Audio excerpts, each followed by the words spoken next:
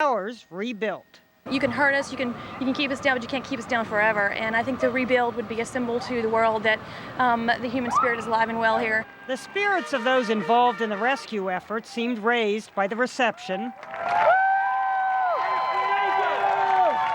I think the people are great. A moving reception for those who move the earth. Jeannie Moe, CNN, New York. And they will be moving it certainly for many months to come. Jim and Colleen, back to you. Garrett Cutley, thanks very much. Well, it is time for Jonathan Mann and Relisa Vasileva to step in and continue our coverage. We're going to leave you now with some pictures of the all too familiar scene, the horrific scene that was Tuesday, September the 11th. Stay with us. Holy shit! Holy shit! God!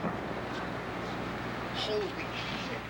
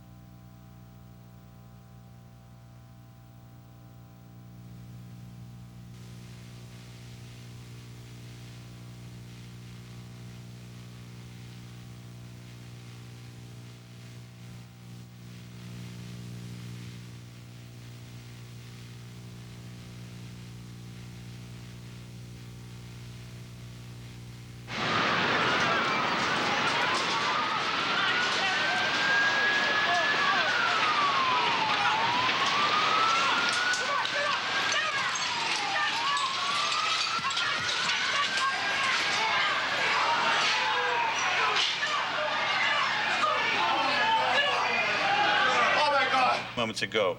Watch this. This is the side of the building just collapsing. There you see. There you see. Now, whether that is the result of just further weakening of the structure of the building, or whether that's yet another terrorist attack, I don't know. I would imagine the former. That the building structure just weakens to the point where the wall no longer able to sustain the weight just caved. But that was the.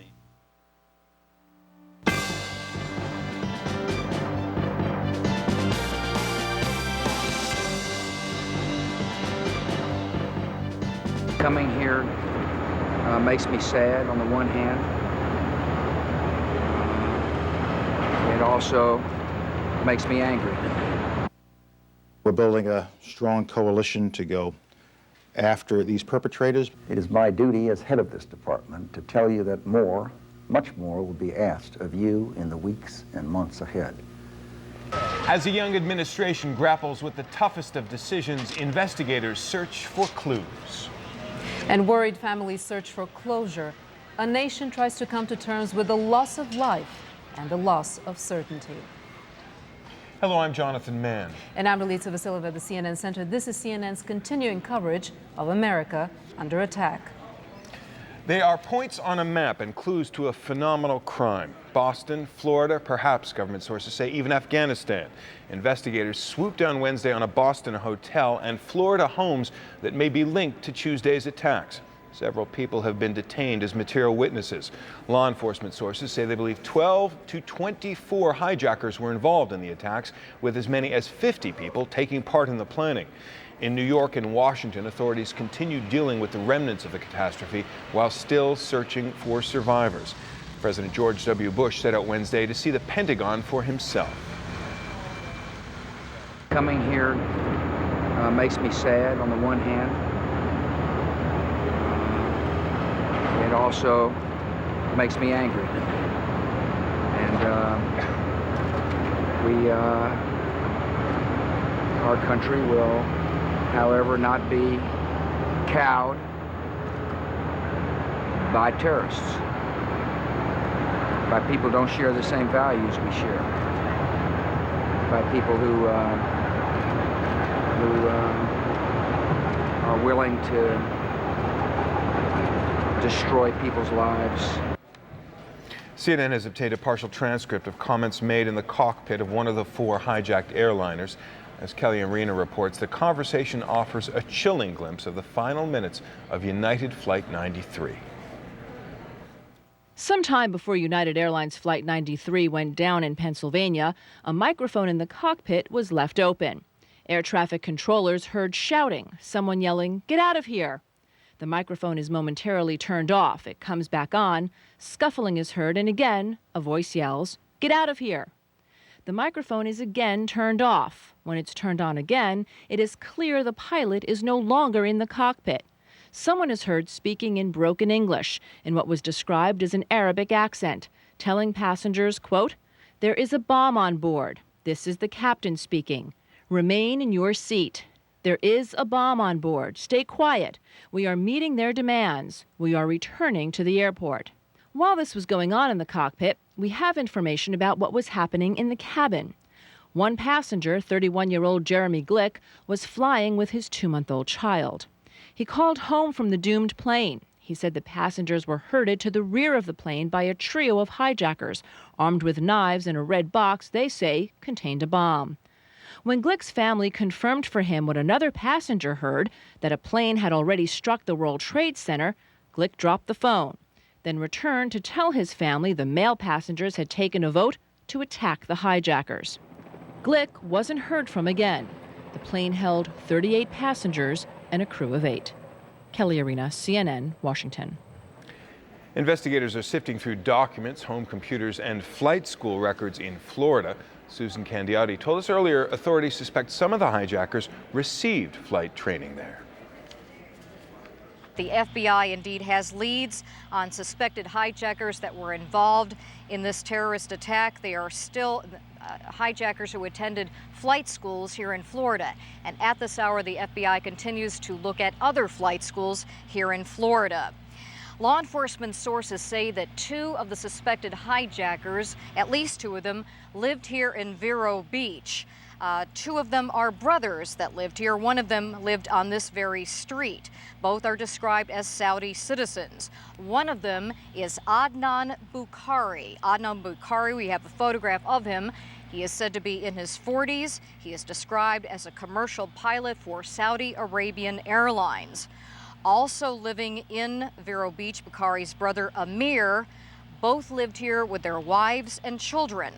Now, this afternoon, we also had a chance to go inside one of their rented homes. This is the one rented by Adnan Bukhari. It was searched this day by the FBI, and according to documents left behind by agents, they seized a number of items, including a computer software, U.S. immigration papers, bank receipts, phone cards, a flight safety bag.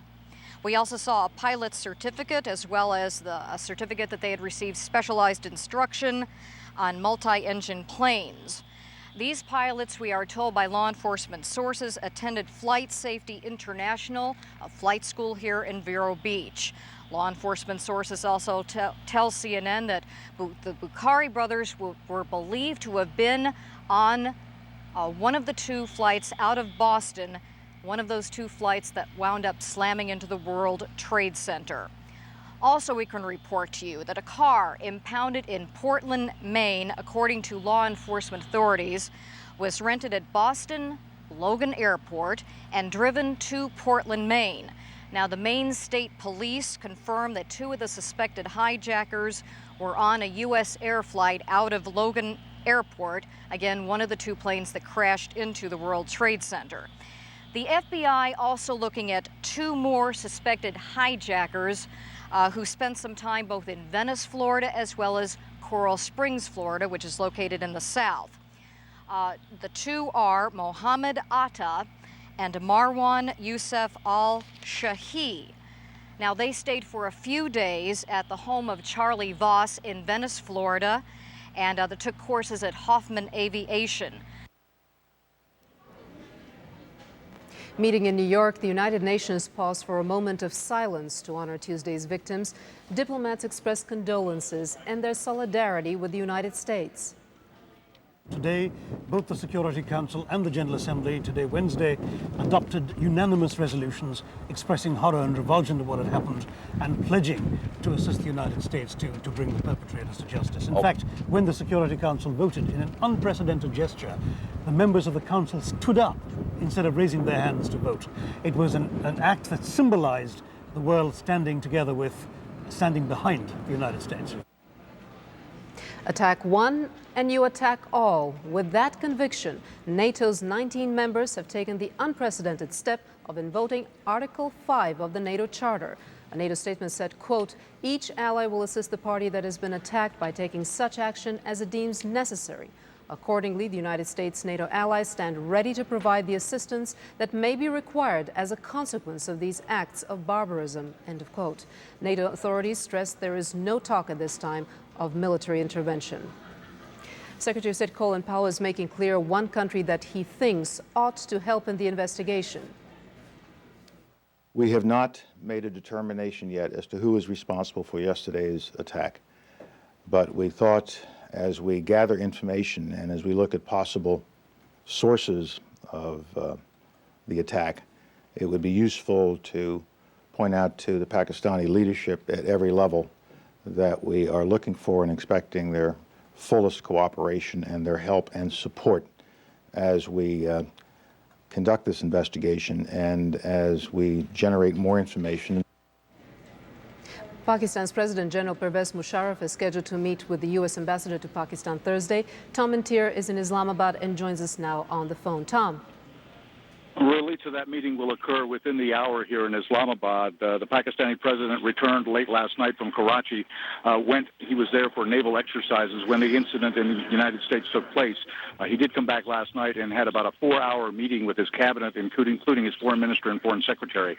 The meeting today is more pomp and circumstance than an actual sit-down meeting, which may come later. There are 5 ambassadors from Brunei, Germany, Poland, the United States, and Singapore who are presenting their credentials to the Pakistani president today at the president's office. So they will have the opportunity to sit side by side and maybe chat. But a long discussion may be set for some time later. The newly installed ambassador has been here for about a month, but the Pakistani government is now accepting the credentials of these 5 ambassadors today at a ceremony at the president's office. So it is quite likely, as they sit side by side when the credentials are presented, that Wendy Chamberlain, the new U.S. ambassador to Pakistan, will have the opportunity to present Mr. Colin Powell's message directly to the Pakistani president. Ralitza? And Tom, is Pakistan going to use its influence over the Taliban? Well, that remains to be seen. There was a message delivered by the Pakistani president on Pakistan TV early this morning, basically saying how terrible this act was against the United States, but just how much they're going to do in cooperation with the U.S. government in the investigation and any other action that may come down the road remains to be seen. But I'm sure that this even brief meeting between the incoming U.S. ambassador to Pakistan and the Pakistani president will be an important one if there is a message the United States wants to deliver to the Pakistani government. Tom, thank you. The tragedy has sent shockwaves around the world, at times uniting people in their grief. Nowhere is that more evident than in the epicenter, New York City. CNN's Garrick Utley joins us now from there. Garrick? Thank you, Jonathan. As we here at CNN, indeed as you viewers in the United States or around the world follow the aftermath of this tragedy, we learn a thing or two about ourselves. And one of these is how we seem to be drawn to these often horrific images, not, I suspect, out of any sense of sensationalism or voyeurism, but simply because these images, we see them again and again, perhaps help us to digest the full magnitude of what has happened here. Now, from time to time, we're able to get new pictures, new images, or at least new perspectives of what has and is happening. And that's the case now, because often they come from amateur video operators, not the pros. These are people who can get in there on the scene of the action where the pros can't get for security reasons. That's the case in this report from Jason Bellini of CNN. A disorienting, smoldering, apocalyptic wasteland. From Jonathan Shanner's eye view of the World Trade Center disaster. He's a 23-year-old rescue volunteer for the Red Cross. It feels really empty. It feels, excuse me, but dead. He took a CNN handheld camera inside the wreckage. When I was looking through the big crater, I started realizing that there's just probably dead bodies among all the debris, and it got to me. Jonathan isn't sure exactly where he was shooting or where he was even working. It's too confusing, and instructions to volunteers, he says, are scarce. Everyone's doing the same thing. Cool. Police, rescuers, fire, us, any volunteers from whatever organizations, they're walking through there looking for people, digging things up. There was one picture he wished he could have shown us, but it never happened. I wish I could have caught a rescue or someone coming out alive. It is what it is. What it is indescribable, even with pictures. Jason Bellini, CNN, New York. And that was the view, the perspective of one 23-year-old American during this day there, during the rescue operations. Let's check in on what's happening this evening, or indeed in the early morning hours Eastern time here in the United States, from Alessio Vinci. Alessio, what can you report? Well, Garrick, it's been 40 hours or so since the twin towers of the World Trade Center have been collapsed after being hit by those two hijacked planes. And as you can see behind me, 40 hours later still a white cloud billowing atop the rubble of those two 110 stories building on the ground there. Hundreds of rescue workers, paramedics, police officers, all involved in this rescue operation, trying to figure out if there is anybody perhaps that may still be alive under that rubble. We spent some hours earlier today. We saw several refrigerator trucks arriving into the scene, presumably to take some of the bodies or body parts out. We also saw a long line of dumpster trucks that were obviously being used to bring some of the rubbles away from the scene and make room for more trucks to go in there and take some of the more rubble out. We understand so far 3,000 tons of rubble have been removed early today. The mayor of New York, Rudolph Giuliani, said earlier today that 82 bodies have been found inside the rubble. Only 16 of them have so far been identified. This tells us a little bit about how intense this collapse of this building was. If so far only 16 bodies have been identified, the rescue workers there are telling us that mainly they have been finding body parts. Of course, the number of casualties as the rescue operation continues is expected to rise dramatically. Mayor Giuliani has requested to the Federal Emergency Management Agency 6,000 body bags. Meanwhile, the entire area of south of 14th Street here in Lower Manhattan has been sealed off by the police. Several blocks in this area remain without electricity. That is why many people have been evacuated, especially the elderly people, especially in this building right behind me. As you can see, a dark black building behind me. And of course, some other people chose to live on their own. However, we also met some Manhattan people here in Lower Manhattan who decided to say, one person telling us, look, I lived here for all my life. I don't really feel like living at this time.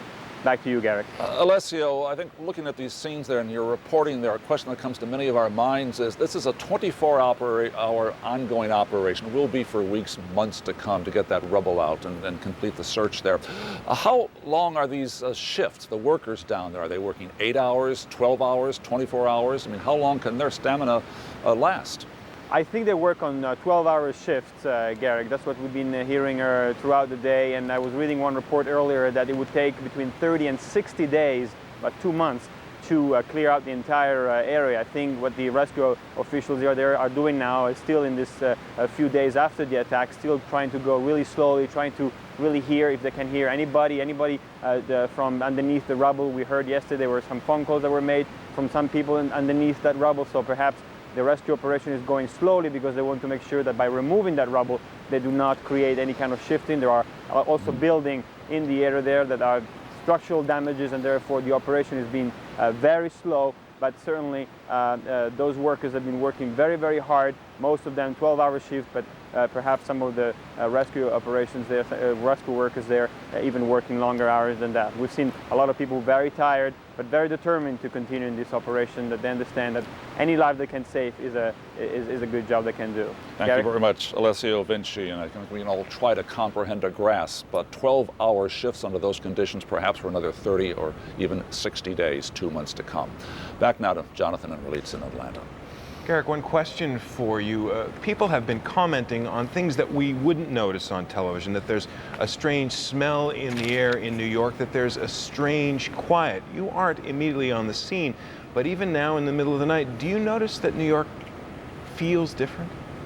It started to change this afternoon. Yes, it's still quieter than it is normally at this hour of night or early morning, because even at 2 or 3 a.m. Eastern time, the streets are filled with traffic. This is a very active place, needless to say. But the city did start to come back to some life today, and it will even more tomorrow. Just to take one example, tomorrow Broadway theaters will reopen. Times Square will have its lights powered up, and once again it'll be crowded because it's far away from the disaster area. As far as the smell is concerned, in Lower Manhattan, there's that mixture of smoke and dust in the air. It's just the smell of smoke and dust in the air. Although, as I mentioned earlier, at one point during this day, a beautiful sunny blue sky day again, the wind shifted and some of that smell was felt in Midtown, in the ritziest, most expensive parts of the city, Fifth Avenue, Central Park, the Upper East Side and West Side. So everybody in Manhattan got a whiff of that today. Now the air is clearing. Garrick Utley, New York. Thanks very much. Ralitza. John, people around the world are showing their sympathy as European leaders put up a united front against what they call an attack on the free world. Christian Amanpour reports from London. Flags are flown at half-staff in England and around Europe. Flowers pile up at US embassies. Sympathy and especially shock are growing.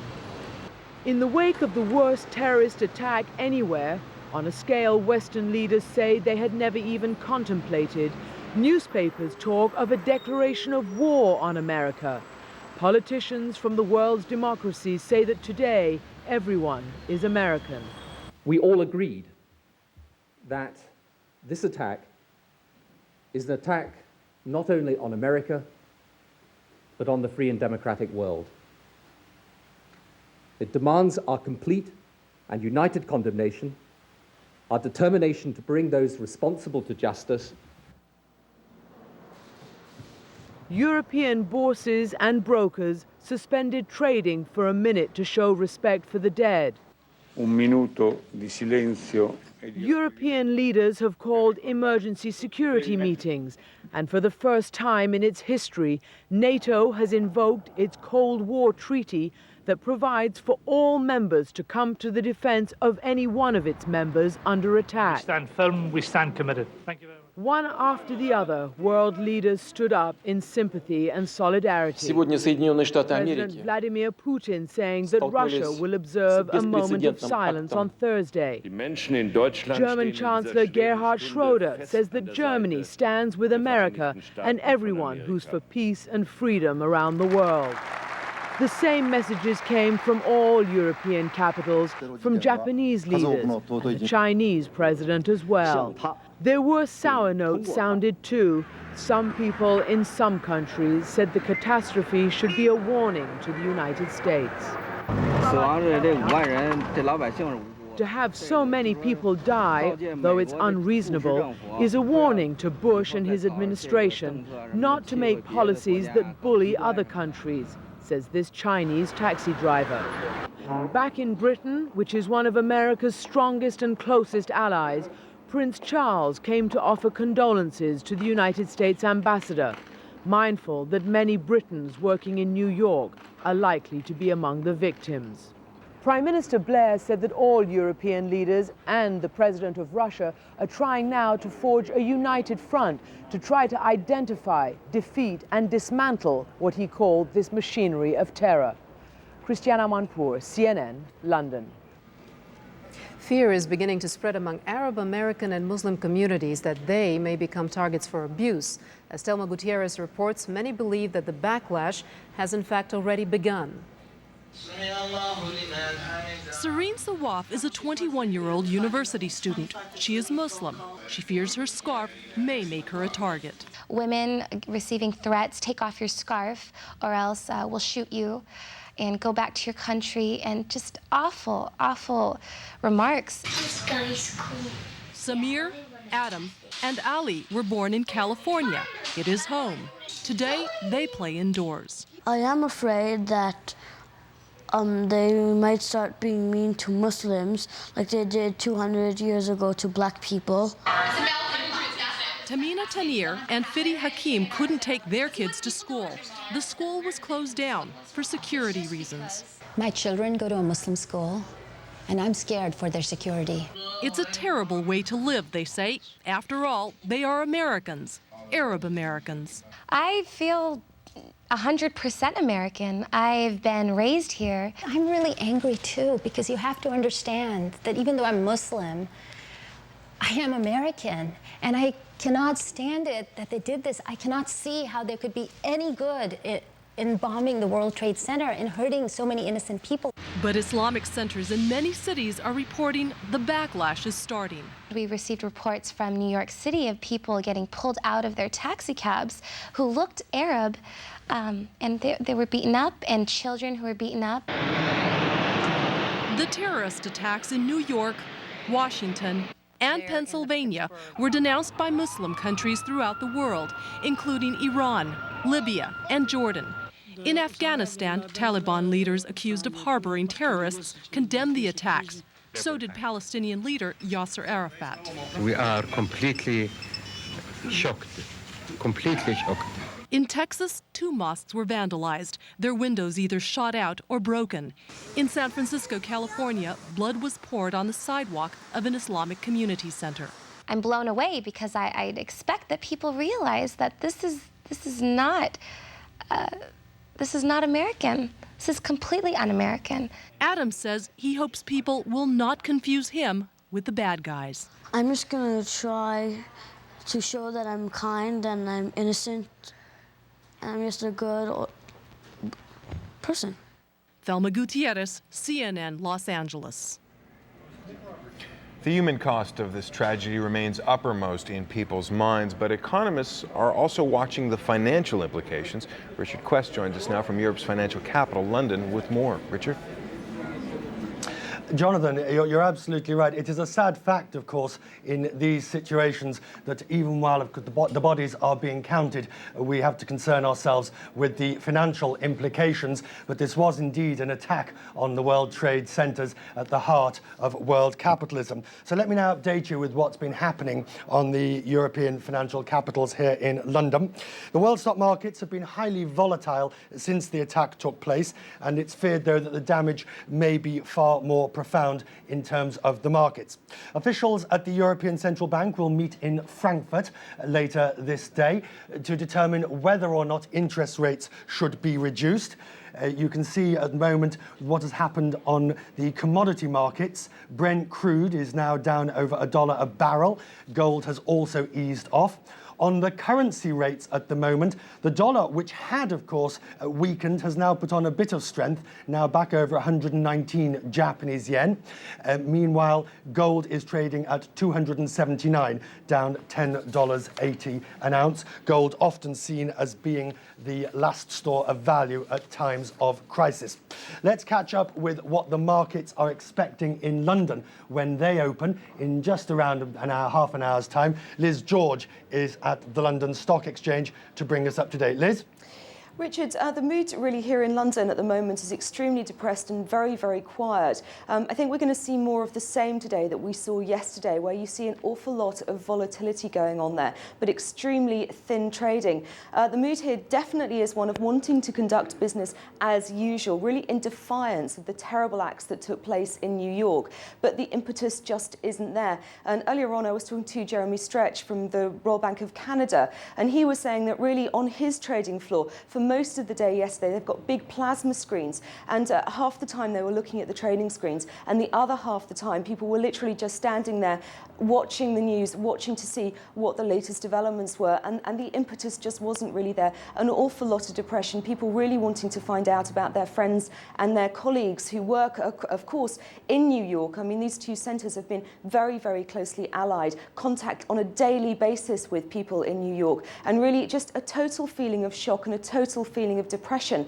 The city, as I was walking into the stock exchange this morning, is a little bit busier than it was yesterday, and there is a feeling of wanting to get going and wanting to try and really, in defiance of everything that's happened, keep business going. But people saying that there's no liquidity there because the US markets are closed, and they're really having to wait until the US markets manage to get themselves up again, up and running again. Now, the bond markets in the US will be working today, but of course the equity markets are going to remain closed, and are probably going to remain closed possibly until Friday, maybe Monday. What Jeremy Stretcher was saying was that, of course, they can manage to start working again because a lot of these investment houses have got emergency rooms which are away from the financial centre. They're out in places like New Jersey, on the outskirts of New York. In Long Island is where the Bank of Canada's trading room is, and that's where the operations will begin to get going again once the stock exchange in New York manages to get going. But really, again, it's very depressed. He was saying people just don't really know where to price things at the moment, and the difference between buying and selling prices was just so wide you could drive a truck through it. So it's a real sort of sense of not knowing which way to go. Richard? Here's George at the London Stock Exchange. Many thanks indeed. Now, David Björk, the marketing editor at Cantor Index, is in London and joins me now with more on the devastation to the global financial community. David, of course, Cantor Fitzgerald, the US arm of the company, one of those very, very seriously hit. Any more you can tell us? We believe there were 800 to 1,000 members of staff working at Cantor. We know that at the moment about 200 to 300 have been accounted for. Any more you can tell me? Absolutely not, I'm afraid. This is obviously, our thoughts are entirely with our colleagues and their families, and any kind of announcement on that basis until there has been a full head count will, I'm afraid, be kept in head office in New York. David, I was just saying, it's a sad, perhaps, comment, but we do have to talk about what the markets will be making of all of this. Tell us the problems of New York opening. Richard Grasso, the chairman of the exchange, made clear there is power, there is telephones, but there are practical problems, aren't there? I think people who are unfamiliar with New York as a financial centre, demographically, for want of a better expression, is that the rubble and the general devastation and the huge number of component brokers and banks that had offices in the World Trade Center, they will all have all their computer software duly duplicated. That's not going to be a problem. Settlement's not going to be a problem. The liaison that they have globally with their offices in Europe and also in the Far East is not going to be a problem. What is a problem is replacing the physical side of the business, where it can be traded accurately, where compliance can go, where regulatory controls are comfortable, and also safety, Richard. I saw one quote from Japan, from one Japanese banker, who said that one reason that there wasn't much trading taking place in Europe and Asia, because let's face it, European banks can still trade between themselves and with Asia, was that, as one banker put it, we aren't about to ditch our morals and speculate at a time like this. It's a very Japanese comment, and I'm certain it's probably made in the spirit that it was made. Whether you could actually adopt those morals and attitudes for the rest of the world, well, I think that remains to be seen. But I think there is a general feeling that everybody knows that the US stock markets has led the world during the course of the last 20 years. And suddenly, when you don't have them, there is obviously going to be the reticence on the part of traders, because there has been some unkind comments like, oh, well, this means the United States is going to enter recession. I think that's a very strange remark, because we don't know the resolve of the US people. We don't know the level of contribution, which I'm sure will be from central banks, providing liquidity, etc. David, many thanks indeed. David Björk from Cantor joining me in the studio. That's all from London now. For the moment, back to Relitza in Atlanta. Richard, thank you. The U.S. Midwest still feels the impact of Tuesday's attacks, but it's an impact of a different kind, one that some are calling completely unnecessary. Gas prices in some states have skyrocketed after the three crashes. Deborah Marchini investigates why. $4 a gallon in Ohio, and drivers waiting in line for the privilege of paying it. Gasoline, a relative bargain at one Conoco station in Oklahoma at $2.99, if you can get it, but there was none left. The highest price we heard about, $5.19 in Indiana. That came as news to one customer. It jumped from $1.99 while she was filling up. I thought, well, I should have my car full by now, so I glanced up at the tank, and when I did, it said $42, and I said, whoa, for a half a tank of gas? Ironically, the farther you travel from the attacks in New York and Washington, the more expensive the gas, the longer the lines. America's heartland is particularly vulnerable to disruptions in gas supplies because its system for moving fuel is overstressed. In the week before the attack, gas in the Midwest cost an average of 12 cents more a gallon than for the country as a whole. Regional psychology also plays a part. It's like what I call the St. Louis snow effect. One of the things that we see in St. Louis is we have about 4 snowstorms a year. And they're typically not a big deal, doesn't disrupt traffic for very long. But if you go to your local grocery store, you'll find 10 registers running full open with customers 10 deep, all buying milk and bread. And I think American consumers have been trained to believe that if there is some impact that could involve the Middle East, you better gas up. And that's what they did all at once. And the supply system is not geared to handle that sort of surge in demand. Oil analysts say temporary terminal shutdowns in Louisiana and on both coasts explain some of the rise in gas prices, perhaps a few cents worth. The rest reflects drivers' fear and a desire by gas station owners to take advantage of it. Consumers should not panic. They should remain calm. Our supplies are fine at this point. There's no need to form long gas lines and thinking that our supplies are going to run out. Gas station owners were among the few seeking to profit from the pain of terrorism. Though many travelers were stranded by the temporary grounding of flights, AAA says it's had no complaints about attempts to jack up hotel or rental car rates. A host of individuals have tried to auction items related to the Trade Center tragedy on eBay. The company, citing respect for the victims and their kin, has for now suspended sales of items directly related to the Trade Center and the Pentagon. The suspension will last until October 1st. Deborah Marchini, CNN Financial News, New York. As we've been reporting, the search for survivors of the devastating attacks on the World Trade Center is continuing in New York City, but there's little optimism about finding any more. Officials in the city have asked for 6,000 body bags, a grim reminder of the scale of the devastation. Thousands of U.S. law enforcement officers, meanwhile, are involved in the hunt for those responsible for the attacks. Sources say up to 50 people may have planned and executed them. Several of the suspected hijackers have now been identified, with police searching a number of homes in Florida. 2 men who came to the state for flight training are alleged to have piloted 2 of the crashed aircraft. The FBI says the investigation is moving forward at high speed. We have, in the last 24 hours, taken the manifests and used those as an evidentiary base, and have talked to many of the families of the victims, and have successfully, I believe, identified many of the hijackers on each of the 4 flights that went down. We also have identified, through a number of leads, principally at the cities of origin, a number of individuals whom we believe may have had something to do with the hijackings, and we are pursuing those leads aggressively. We go back to New York now, and CNN's Garrick Utley. Garrick? Thank you very much, Jonathan. We want to take a moment now and address perhaps what is the most painful and certainly personal question in the aftermath of this tragedy. Here's the situation. Imagine for a moment that you are living here in New York City or in the New York area, and that on Tuesday morning, your husband or your wife, your spouse or a brother or a sister or even a child who works went off to work in the World Trade Center. And you saw what happened, and that loved one did not come home. Question: how long do you hold out hope? How long can you realistically hold out hope?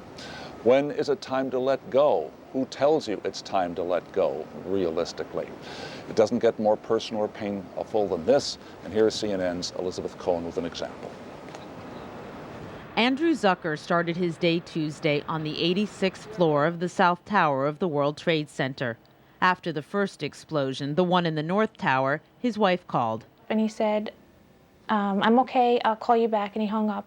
But then his building blew up. If I know Andrew, he stopped to help somebody, and I don't even want to think about what happened, and I don't know what happened to him, but he's just not here. But thinks she must, because like many people who stood in line to find out about their missing loved ones, Erica says she still thinks her husband may still be alive. So while Erica worked the phones Wednesday, her sister, Naomi Konovich, and family friend Susan Feldman went out on a search, one hospital at a time, starting at New York University Medical Center, where there were no answers. Bellevue, I think, is on like 27th. It's only like 3 or 4 more blocks down. After Bellevue, on to Beekman Hospital. No one had seen him there either. Someone told us actually to go over to the medical examiner's office. They told Naomi to gather dental records and hair samples in case they'd have to identify his body. They don't have lists of people who were found dead. They don't have anything. Late in the day, after buying a mask to keep out the dust circulating after all the explosions, she checked yet more public offices. Still, no one had heard of Andrew Zucker. They said there were a couple of John Does in the hospital. We're hoping to find that maybe one of them is him. In the end, a frustrated Naomi distributed flyers to the media. He's about 6'1", heavy set with the big shoulders and a big chest. While her sister kept up the round of calls to the hospitals, to the morgue. If you do see him or you're with him, just tell him we all love him and just to hold in there, and we just want him to come home. We need him to come home. Elizabeth Cohen, CNN, New York. One family, one case, very painful one of thousands, if you stop and think of it, thousands of families facing a similar dilemma. The search for possible survivors, if there are going to be any at all, it will take weeks, perhaps a month or even more. Who is to say when it's time to let go? Who is to give that answer? Relitza? And Garrick, certainly the rescuers are searching, but they're going very, very slow because they want to make sure that they avoid anything that could hurt any potential survivors. And also, there are many risks involved in the area where they're working. There are the risks there to the rescue teams. There are also there's the question of moving this material, which could hurt perhaps if someone who is still alive. They have to go very, very carefully. And it's also interesting and important, really, to understand that officials here are being very, very cautious. From the very first day, they have not offered any undue optimism about how this is all going to turn out. They're not making any estimates as to how many are believed to be trapped in the World Trade Center. They just say in the thousands. No false hopes are being raised here by anyone, and that's the harsh reality, and it's tough to take. Garrick, thank you. And many major events around the world are being canceled or postponed in the aftermath of the attacks. The United Nations General Assembly decided Wednesday to put off next week's Children's Summit in New York. And officials at the International Monetary Fund and the World Bank say they may cancel their annual meetings set for the end of this month in Washington. Sweden is calling off this weekend's summit of leaders from 14 nations. Even baseball, the sport long considered the U.S. pastime, is on hold. All major league games set for Wednesday and Thursday have been canceled. The U.S. government is also imposing new airline safety procedures after the attacks. Once they take effect, boarding an airplane in this country may never be the same. Charles Feldman has more on that. Modern life depends heavily upon air transport. Government officials clearly want to get things moving. All Americans want us to move as quickly and prudently as possible to return our national airspace system to normal. And we will. But the definition of the word normal will change dramatically by the next time you take a flight. For one thing, you will see a much bigger federal law enforcement role at major airports. Some 400 U.S. Customs agents and 300 Border Patrol officers will join about 300 U.S. deputy marshals to beef up airport security checkpoints. Forget about curbside check-ins. And you will no longer be allowed to check in for a flight at a hotel or other off-airport location. Only passengers with tickets will be permitted to go past airport screeners, and passengers will not be allowed to board any plane carrying any sort of cutting instrument, metal or plastic, and that includes nail files. And now, for the first time in a quarter century, there is discussion about resuming in some form the old Sky Marshal program that placed armed federal agents on select flights from 1971 to 1974 following a rash of hijackings. The cost and feasibility of having federal, state, or municipal law enforcement officials taking over airport security from private firms is also being studied. But who will pay for the new security measures? The airlines? The government? You? Ultimately, this kind of policy change in the aviation area is going to be borne by one of two groups, either the passengers or the taxpayer. In the short term, of course, it might be other groups such as the airports or the airlines. And it is that short term that is bound to be the most troubling for the airline industry, already financially weakened by a faltering economy. Add to that, the airlines are losing an estimated $250 million each day while a flight ban remains in effect. But whatever the cost more security will be, safety and terrorism experts say from what we know now, it is unlikely any of the proposed measures could have prevented the sort of attack the world witnessed this week. Charles Feldman, CNN, Los Angeles. With the Federal Aviation Administration's cancellation of all flights, you might have gotten the impression that there have been no aircraft of any kind in U.S. skies since Tuesday, but that actually hasn't been the case. Joining us from the Pentagon is Mark Potter to explain. Mark. Well, good morning, Lisa. What many people may not know is that the U.S. military is actually controlling all the airspace over this country right now. All civilian planes, domestic and international, are grounded, and so the only planes in the sky right now belong to the U.S. military. Here in Washington and in New York and other cities, citizens have looked up to see fighter jets flying overhead, and that is known as a combat air patrol, or a CAP, as in putting a cap over a city. This is one of the fighters that we were talking about in Washington.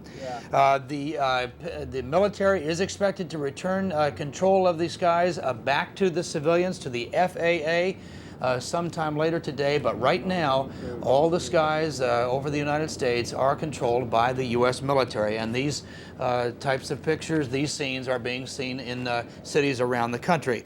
Now, elsewhere, the U.S. military has put some warships and aircraft carriers out.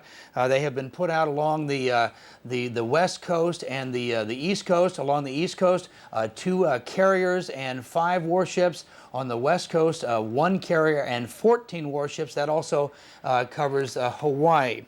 Now, here at the Pentagon itself, even this morning, are still out there in the rubble. They're going through the area, combing through the rubble. They do not expect to find any survivors here, but they say that around 200 people died in the attack, and they are now searching for the bodies, for the remains. The FBI is also here looking for evidence to help build its criminal case. And officials are also out looking for the black boxes, the voice and the data recorders from the aircraft. And it's believed that the discovery of those boxes could be very important and perhaps could answer the question of whether the hijackers actually intended first to attack the White House before turning the plane toward the Pentagon. And that is still being debated as to whether that was the case, and perhaps those black boxes, if found, could answer that. So a lot of things are going on here at the Pentagon, and probably most importantly for the officials here at the Pentagon, they are saying that the building will be fully operational tomorrow. At least all personnel will be here tomorrow, although half the building is shut down, shut off, cordoned off by armed guards because of the attack earlier this week. Back to you. Mark, can you tell us more about the scene, the mood at the Pentagon? We've had this picture of the Pentagon with a huge American flag. Can you tell us something more about the mood? Well, there's a sense of pride here in what they do and a resolve to do what needs to be done next. We don't have any sense of a timetable on that. But there are a lot of people who are walking around this building talking about what happened to them. We had a captain walk in here talking about where she was when the plane struck, and also talking about the fact that her husband, who also works in the building, was very near the spot where the plane hit.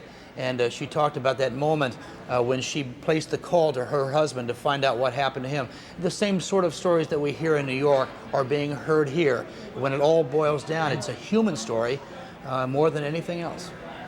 Mark, thank you.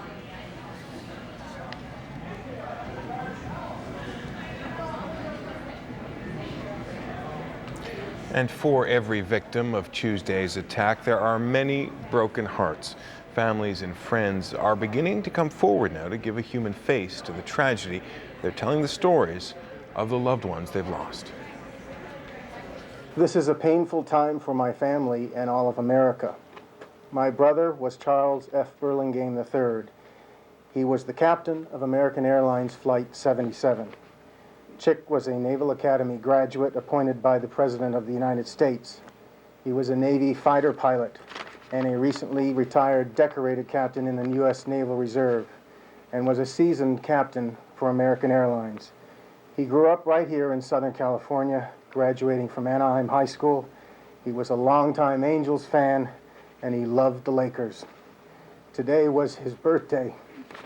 He would have been 52 years old. He was a beloved son, father, husband, brother, and friend.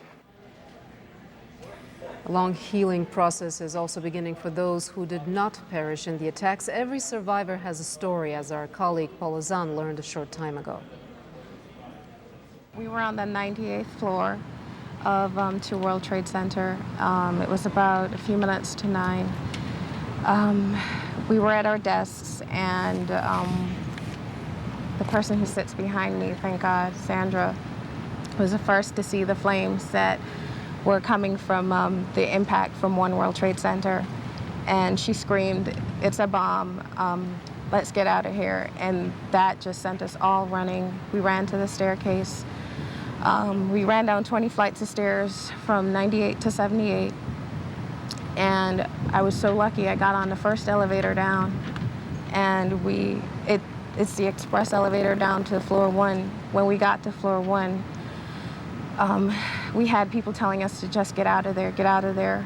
And as soon as we got to the door leading to the outside, we heard this noise. I call it the sound of destruction, because that's all you could really think that it was. And you just heard this massive sound. What I later learned was the plane crashing into the building, and debris falling, and people screaming. Important players ever since Tuesday's dramatic events include the emergency workers who've risked their lives to help.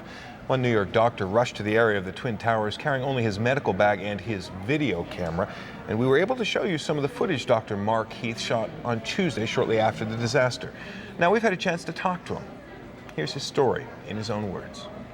They told me just to wait here at this semi-staging area. See if I can help, so that's what I'm doing. My name's Mark Heath. I'm a cardiac anesthesiologist at Columbia Presbyterian on 168th Street. We saw that 2 planes had flown into the World Trade Center. Thought that they would need all hands on deck. So I hopped into some scrubs and grabbed some medical stuff and just grabbed, an ambulance stopped. I hopped in. Maybe leave the keys in the car so they can move it if they have to. Is there a staging area? They're evacuating this whole area. Yeah, but they have people who are hurt, right? They're going to pull them out. Estimate is we probably lost 200 firefighters. Oh my God. And God knows how many thousands of people. Yeah, okay. So you want me to wait right here? Okay. And stay away from any other high-rise building. Okay. Let's just station up right here, okay? All right. Why don't we set up? We were instructed by a fire chief to start setting up the staging area right there. Then the second building came down.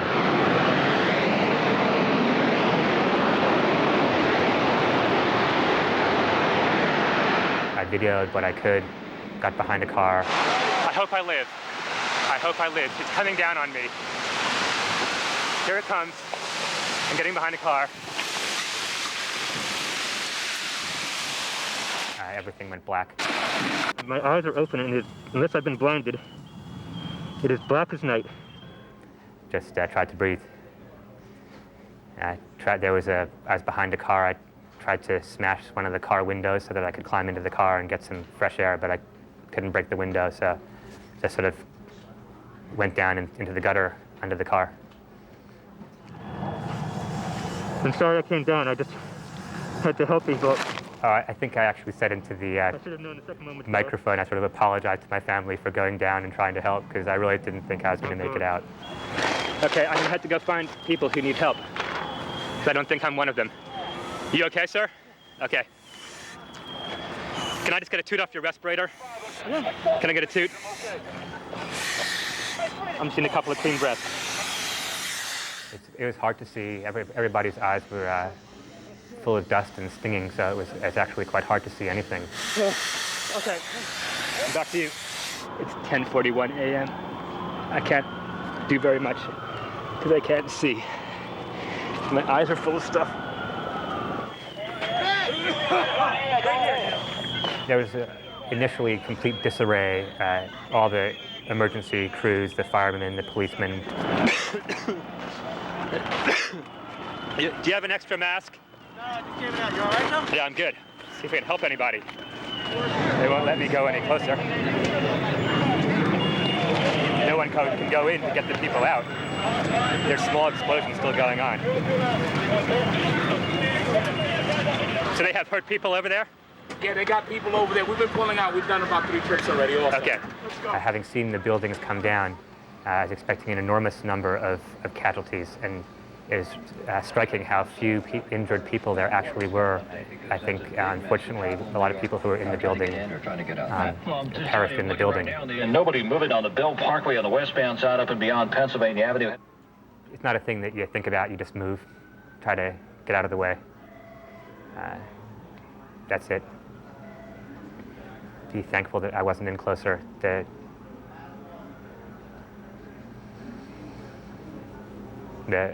bravery of the people who went in there is something else.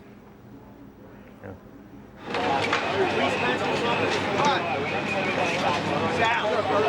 It's just a wasteland.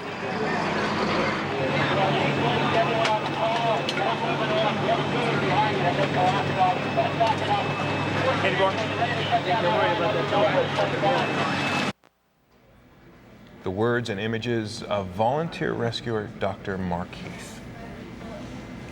For all the people directly touched by the devastating attacks, many others were simply touched from a distance. Across the country, they're coming together to remember the victims and pray. Amazing grace, how sweet the sound. Members of Congress held a vigil Wednesday in the rotunda of the U.S. Capitol. Lawmakers from both parties are expressing solidarity in the face of tragedy. A public memorial was held just outside the White House Wednesday night. One man said he turned out to support President Bush as he decides how to respond to the attacks. 1,000 people gathered in New York's Washington Square Park, not far from the site of the devastation. They held a candlelight vigil to remember the victims. Officials have said they expect the death toll to reach into the thousands.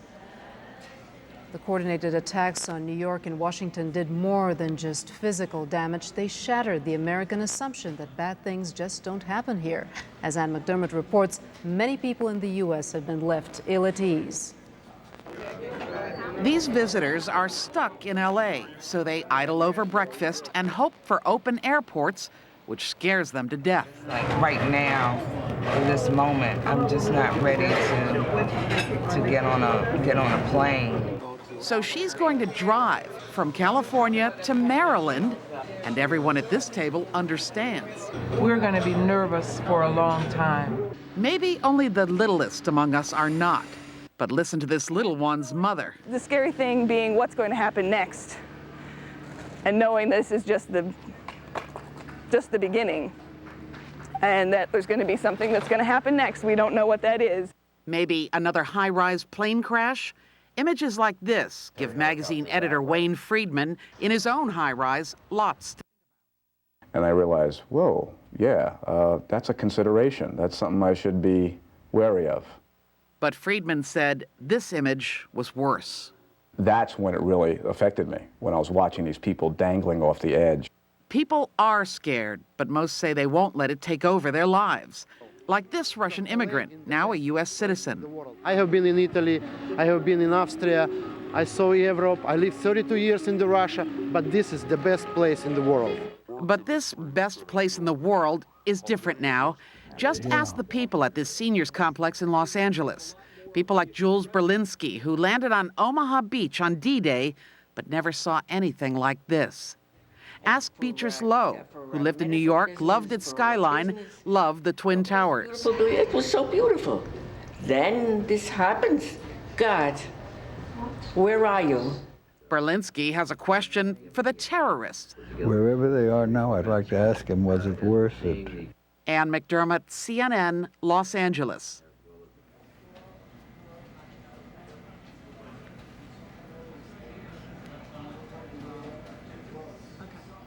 Yeah, they told us.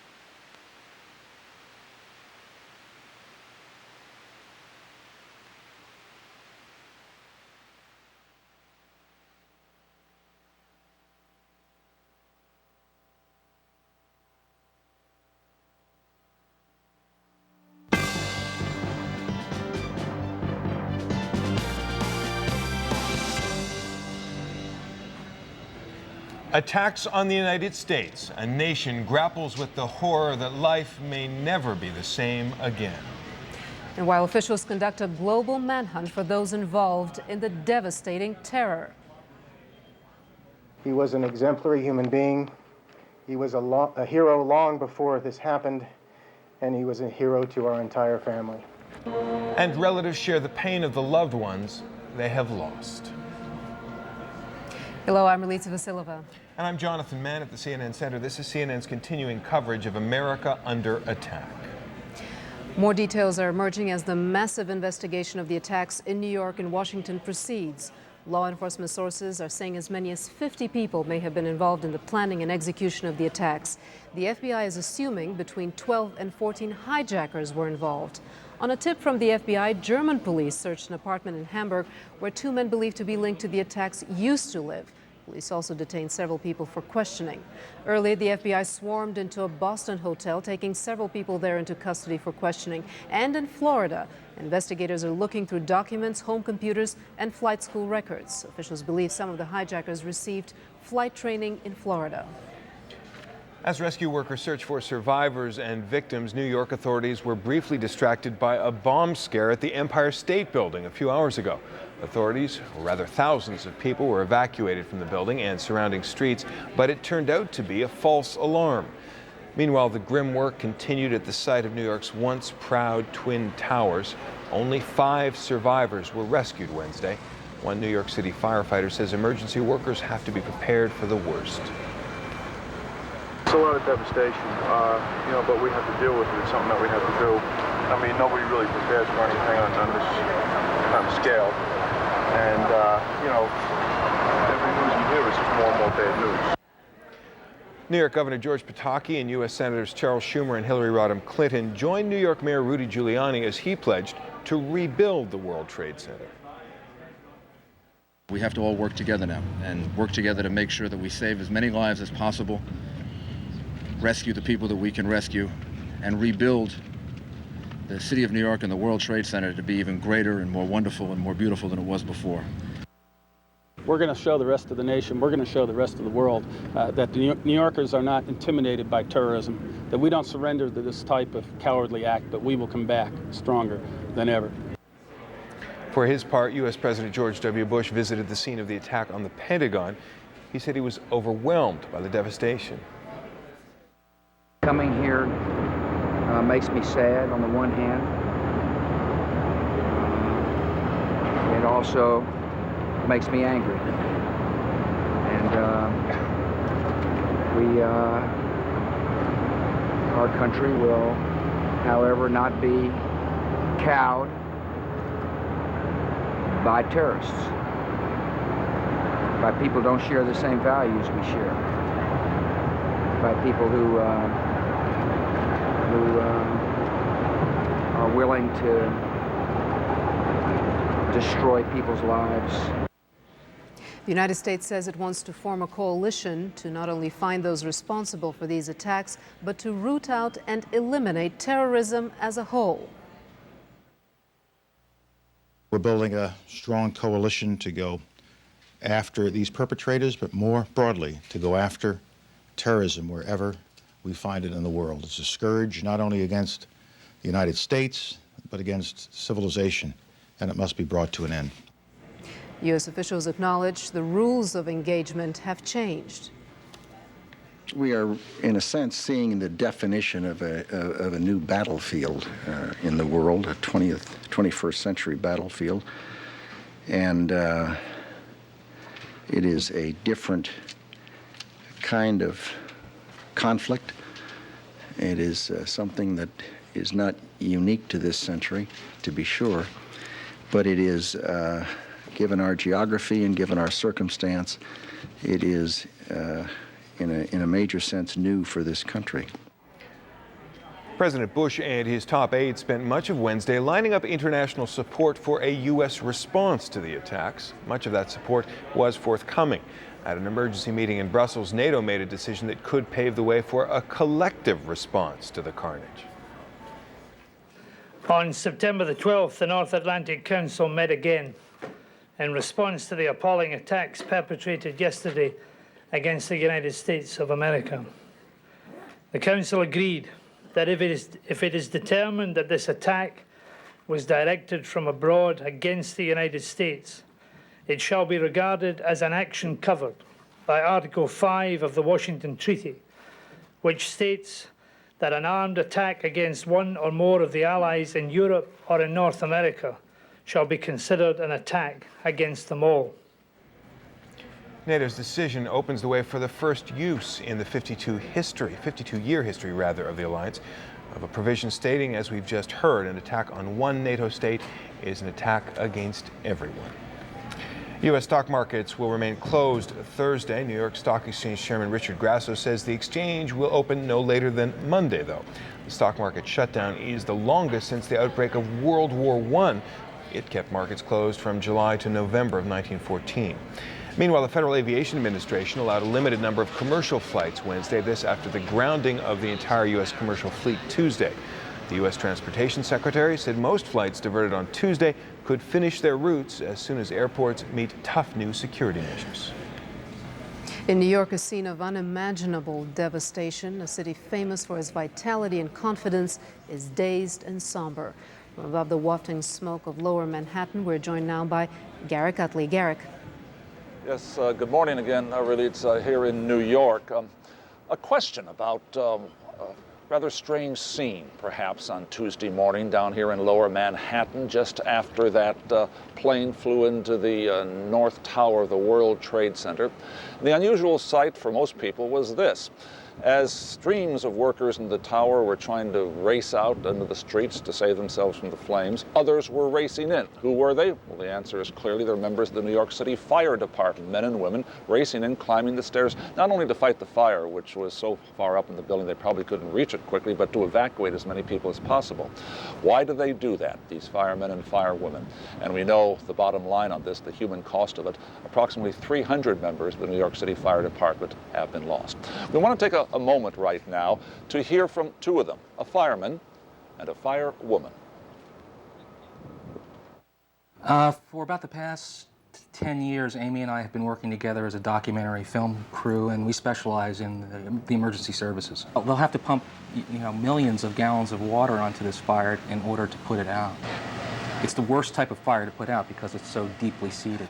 The overwhelming smell of the fire is that of burning electrical wires. You inhale it, and I don't even know how to describe the stench. It's filth and it's degradation. I don't know what the overall damage would be on a person's lungs if they were out there working in it every day. We're still in the midst of trying to put the fires out and get people. It appears to have been a pancake collapse, which is floor upon floor upon floor falling on top of each other all the way down. The fire was burning so hot when it hit the upper floors that it actually melted and the structure just came down on top of itself. Building number 5 is probably going to come down completely within the next couple of days, I would imagine. As it settles and as it comes tumbling down, it begins to make noises as if the building is crying. The various moans that the building makes as the steel buckles and the bricks begin to collapse. Seeing the firefighters all sitting in a row lined up along the curb coming out from Building 5 when we left. They were filthy, they were exhausted, they were emotionally wrought. There is a lot of danger. None of our firefighting training encompasses acts of war, so we need to be very careful. Firefighters, law enforcement, paramedics, we are the first responders on any terrorism incident here in the United States. It's not the military. And we need to begin thinking like the military thinks. And to have 300 of our brothers and sisters perish in a single incident is something that we can't even fathom. It'll be years before these firefighters will be able to go back to work and with the same attitude that they had before. By the way, the building number 5 the firefighters were referring to is a 5 World Trade Plaza. That's a 9-story building, which was also damaged and was burning. And as you heard, they're afraid that it may come tumbling down too. Let's get some more insights as to the rescue operation currently underway, what is actually happening there, what it is like to be involved in that operation from a volunteer. Kevin McGarry, who has been on the scene working, is with us by telephone. Kevin, good evening, or good morning, I should say. Tell us a bit about what you've been doing down there in Lower Manhattan. Well, I'd spent about 15 hours in Lower Manhattan from early this morning until about 10 p.m. this evening in the rescue efforts and recovering bodies, primarily bodies. I didn't see anyone alive in the 15 hours I was there, although I was able to assist in the rescue of approximately 6 bodies and a lot of body parts. It must be pretty grim, very difficult under these circumstances. I think all of us can understand that and really appreciate what you and your colleagues are doing. Tell us a bit about what your colleagues, your fellow workers are saying. I mean, how much optimism, how much hope do they hold out when you're confronted with that rubble, that mountain of rubble? The mountain of rubble is unfortunately being sifted through by the handful. Down deep inside of 3-4 stories down below into the garage area, we're removing the debris by hand into 5-gallon buckets, handing them up and being dumped and sifted through a second time, looking for any sign of body parts or jewelry, watches, any type of wallets, identification, anything at all.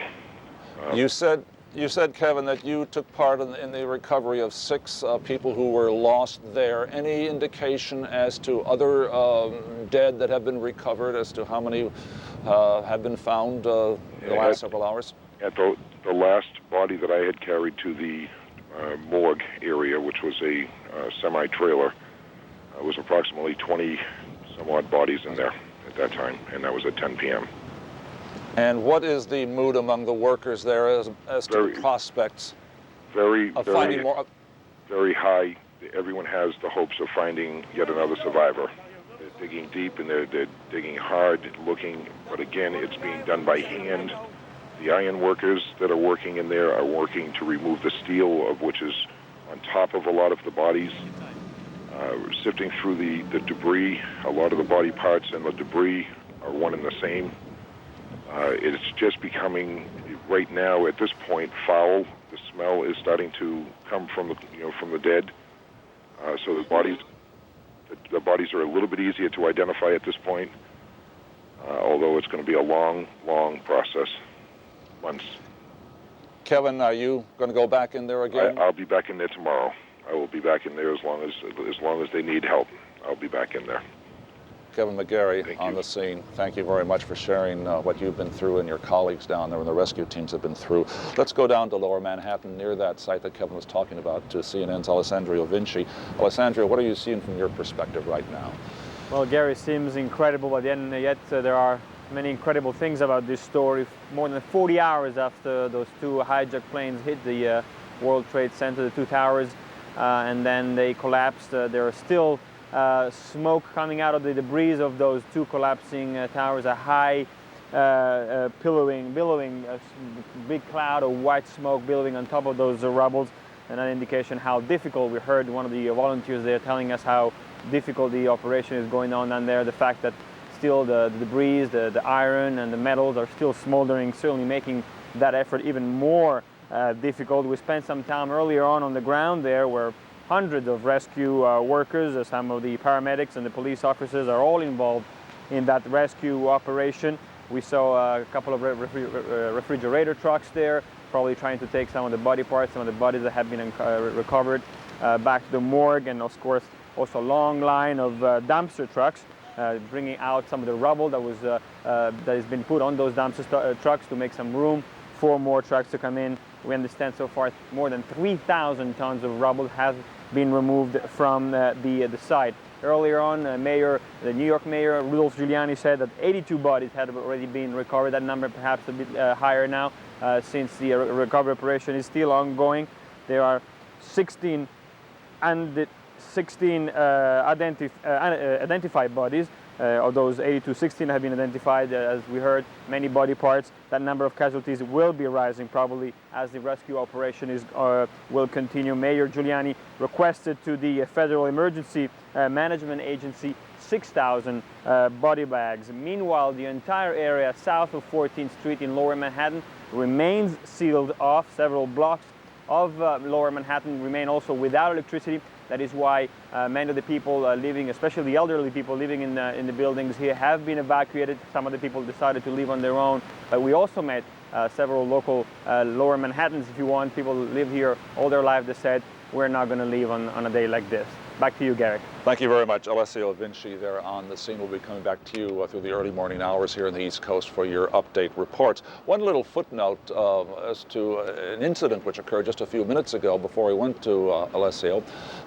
There was a strange and unfamiliar sound in the skies over Manhattan. Obviously, for a couple of days now, there have been no signs of airplanes because the airports have been closed down, and Manhattan is an approachway to LaGuardia Airport. But about 3 a.m., or 3:05 a.m., we suddenly heard the sound of a fighter plane, and then a second fighter plane roaring over the heart of Manhattan here in New York City. What were two fighter planes doing, roaring with their afterburners on it, appeared to our ears, waking people out of their sleep? No idea, but that's what they were doing. Strange things happen in Manhattan in the middle of the night. Back to you now in Atlanta. Garrick, thank you. Investigators have spread up and down the East Coast in an exhaustive effort to identify those responsible for Tuesday's attacks. Mike Betcher reports now on the leads and what they reveal about the attacks. From Maine to Florida, the investigation moved quickly along the eastern seaboard. We have, in the last 24 hours, taken the manifests and used those as an evidentiary base, and have talked to many of the families of the victims, and have successfully, I believe, identified many of the hijackers on each of the 4 flights that went down. Federal investigators now believe they know the identity of 4 men capable of piloting the 2 planes that left Boston and crashed into the World Trade Center. The key, rental cars parked by the suspected terrorist at Portland International Airport and Boston's Logan Airport, each yielding clues that ultimately led investigators to flight schools in Florida. A number of the suspected hijackers were trained as pilots in the United States. Rental records for the car left in Portland brought investigators to residences in Vero Beach, Florida, which were searched by the FBI. Inside one house, pictures of Adnan Bukhari and a pilot certificate from a Florida flight school in his name. Also found inside the residence, another pilot certificate for Amir Abbas Bukhari. Another certificate indicates that at least one of the Bukharis participated in a program to help train Saudi Airlines employees. Federal investigators believe the two men are brothers and prime suspects. FBI agents also visited other Florida locations after gathering clues from the second rental car parked at Boston's Logan Airport that led to the identity of two more men, also pilots, Mohammed Atta and Marwan Youssef Al-Shehi, who received at least some flight training at Huffman Aviation in Venice, Florida. Charles Voss is a bookkeeper at Huffman Aviation who briefly allowed the two men to stay at his house. They were, like I said, students, and they arrived over there a year ago. It was in last July. And when they first arrived, they had no place to stay. They just popped in pretty much, as I recall, unannounced. And so we provided them, for the benefit of the flight school, provided them a place to stay for a few days. At least one person believed to be an acquaintance of the Bukharis has been taken into custody for questioning. There have been occasions where we have interviewed individuals and come to find that the individual is out of status and that individual has been detained on an immigration hold. But there have been no arrests relating to these hijackings at this point. Having found the four men, federal investigators believe piloted the two hijacked jets into the World Trade Center towers. They are now scouring Florida flight schools, searching for the pilots of the other two jetliners, one that crashed in Pennsylvania, the other that rammed the Pentagon. Mike Betcher, CNN, Atlanta. We have a dramatic glimpse into some of the terror during the hijacking of one flight. CNN has obtained a partial copy of cockpit transcripts as heard by air traffic controllers. Here's Justice Department correspondent Kelly Arena. Sometime before United Airlines Flight 93 went down in Pennsylvania, a microphone in the cockpit was left open. Air traffic controllers heard shouting, someone yelling, "Get out of here!" The microphone is momentarily turned off. It comes back on. Scuffling is heard, and again, a voice yells, "Get out of here!" The microphone is again turned off. When it's turned on again, it is clear the pilot is no longer in the cockpit. Someone is heard speaking in broken English, in what was described as an Arabic accent, telling passengers, quote, "There is a bomb on board. This is the captain speaking. Remain in your seat. There is a bomb on board. Stay quiet. We are meeting their demands. We are returning to the airport." While this was going on in the cockpit, we have information about what was happening in the cabin. One passenger, 31-year-old Jeremy Glick, was flying with his 2-month-old child. He called home from the doomed plane. He said the passengers were herded to the rear of the plane by a trio of hijackers, armed with knives and a red box they say contained a bomb. When Glick's family confirmed for him what another passenger heard, that a plane had already struck the World Trade Center, Glick dropped the phone, then returned to tell his family the male passengers had taken a vote to attack the hijackers. Glick wasn't heard from again. The plane held 38 passengers and a crew of 8. Kelly Arena, CNN, Washington. Among the businesses in the World Trade Center's Twin Towers, there were 31 countries represented them, and one of them, Britain, is expecting the number of its casualties to keep rising. The word we have now from British Foreign Secretary Jack Straw is that the number of dead is approaching 100. Earlier, a spokesman for British Prime Minister Tony Blair said it could go into the hundreds. The Prime Minister has recalled Parliament from its summer recess. President Bush has vowed to punish those responsible and says America will be victorious in what he calls a battle of good versus evil, and he's getting backing at home and abroad. Both houses of Congress have approved unanimously a resolution vowing retaliation against those found responsible. Our senior White House correspondent John King reports. The president got his first look at the devastation as planning for a possible military response intensified. The White House is asking Congress to pass a resolution authorizing the use of force to retaliate for the deadly terrorist attacks and making a major diplomatic push seeking international support as well. Mr. Bush called the leaders of Britain, Canada, France, Germany, Russia, and China and welcomed a NATO statement calling the attacks on the United States tantamount to a strike against the alliance. We will rally the world. We will be patient, we'll be focused, and we will be steadfast in our determination. This battle will take time and resolve, but make no mistake about it, we will win. Mr. Bush met twice with his national security team, and sources tell CNN the discussions included talk of potential military responses and an update on the fast-developing investigation. In the words of one senior official familiar with the evidence, quote, everything points to the terrorist network of Osama bin Laden. This enemy hides in shadows and has no regard for human life. This is an enemy who preys on innocent and unsuspecting people, then runs for cover. But it won't be able to run for cover forever. The Bush team also responded to questions about why it took the president so long to return to Washington after the attacks. The administration said it had credible and reliable information that the jet that barreled into the Pentagon was initially heading toward the White House. And it said there was reason to believe Air Force One also was a target, and that is why Mr. Bush stopped at 2 military bases on a 9-hour trip back to Washington from Florida and had fighter jet escorts on the final leg home. The information that we had was real and credible about Air Force One, and the manner in which Air Force One operated maintained the security of Air Force One at all times. The president met with congressional leaders seeking quick agreement on an emergency spending bill.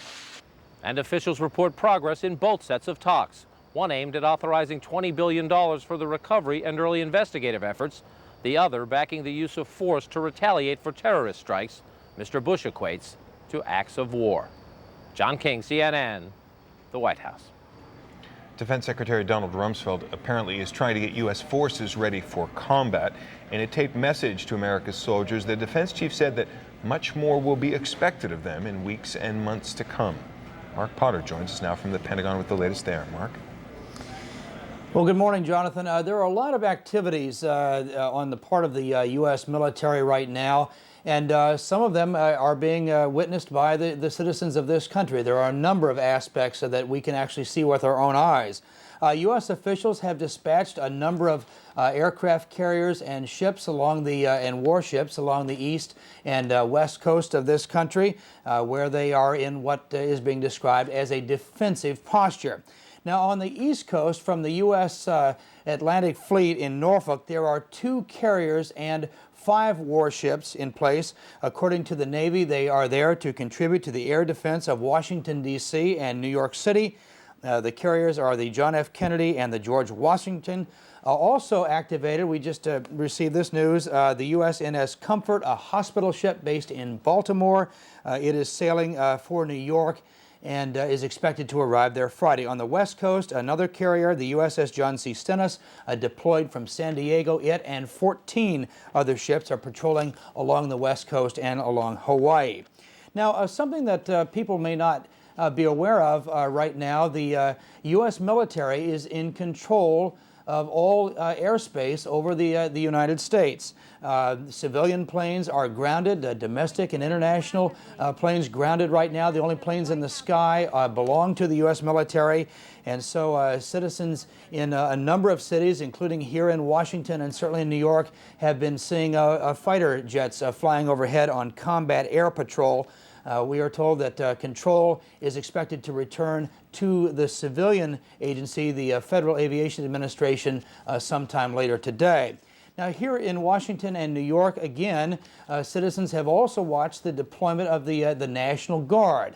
In this city, the capital city, we can see trucks along the roads. We can see Humvees parked at intersections, National Guard personnel standing watch on street corners. That's not something that the people here are used to seeing. This is unusual. And in New York City also, the National Guard is involved in the search and the rescue effort. Now, across the globe in the Persian Gulf area, there are 2 carrier battle groups in place right now. The USS Carl Vinson arrived on scene to replace the USS Enterprise Group. But before the Enterprise could get and its group could get very far along, they only made it to the Arabian Sea. They were ordered to stop and to stay in position. So now both groups are in the general area.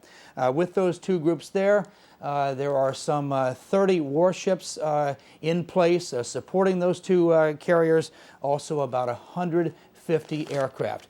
So a lot of activity on the part of the U.S. military, some far away, some close enough for citizens of this country to see. Back to you. Mark Potter at the Pentagon. Thanks very much. Ralitza. Pressure is mounting on the Taliban government of Afghanistan, which the United States has accused of sheltering Osama bin Laden. Nick Robertson joins us now via video phone from Kabul with the latest on the Afghan angle on this story. Nick.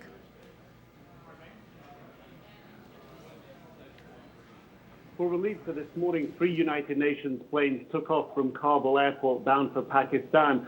On board were 3 international diplomats, one from the United States, one from Australia, and one from Germany. They've been here helping, trying to secure the release of 8 international aid workers here on charges of trying to convert Muslims here to Christianity. They have left. Along with them, the last of all the international United Nations staff here. There were 80 in country in total. They are also gone. Along with them as well, many foreign overseas journalists who were working here. They also have gone. The International Committee for the Red Cross has begun pulling out its 30 international staff who are in this country. A reduction of all international and overseas staff by independent, non-governmental aid groups is also underway and expected to be completed later today. On the streets of Kabul, there is a growing apprehension and fear about what could be coming next.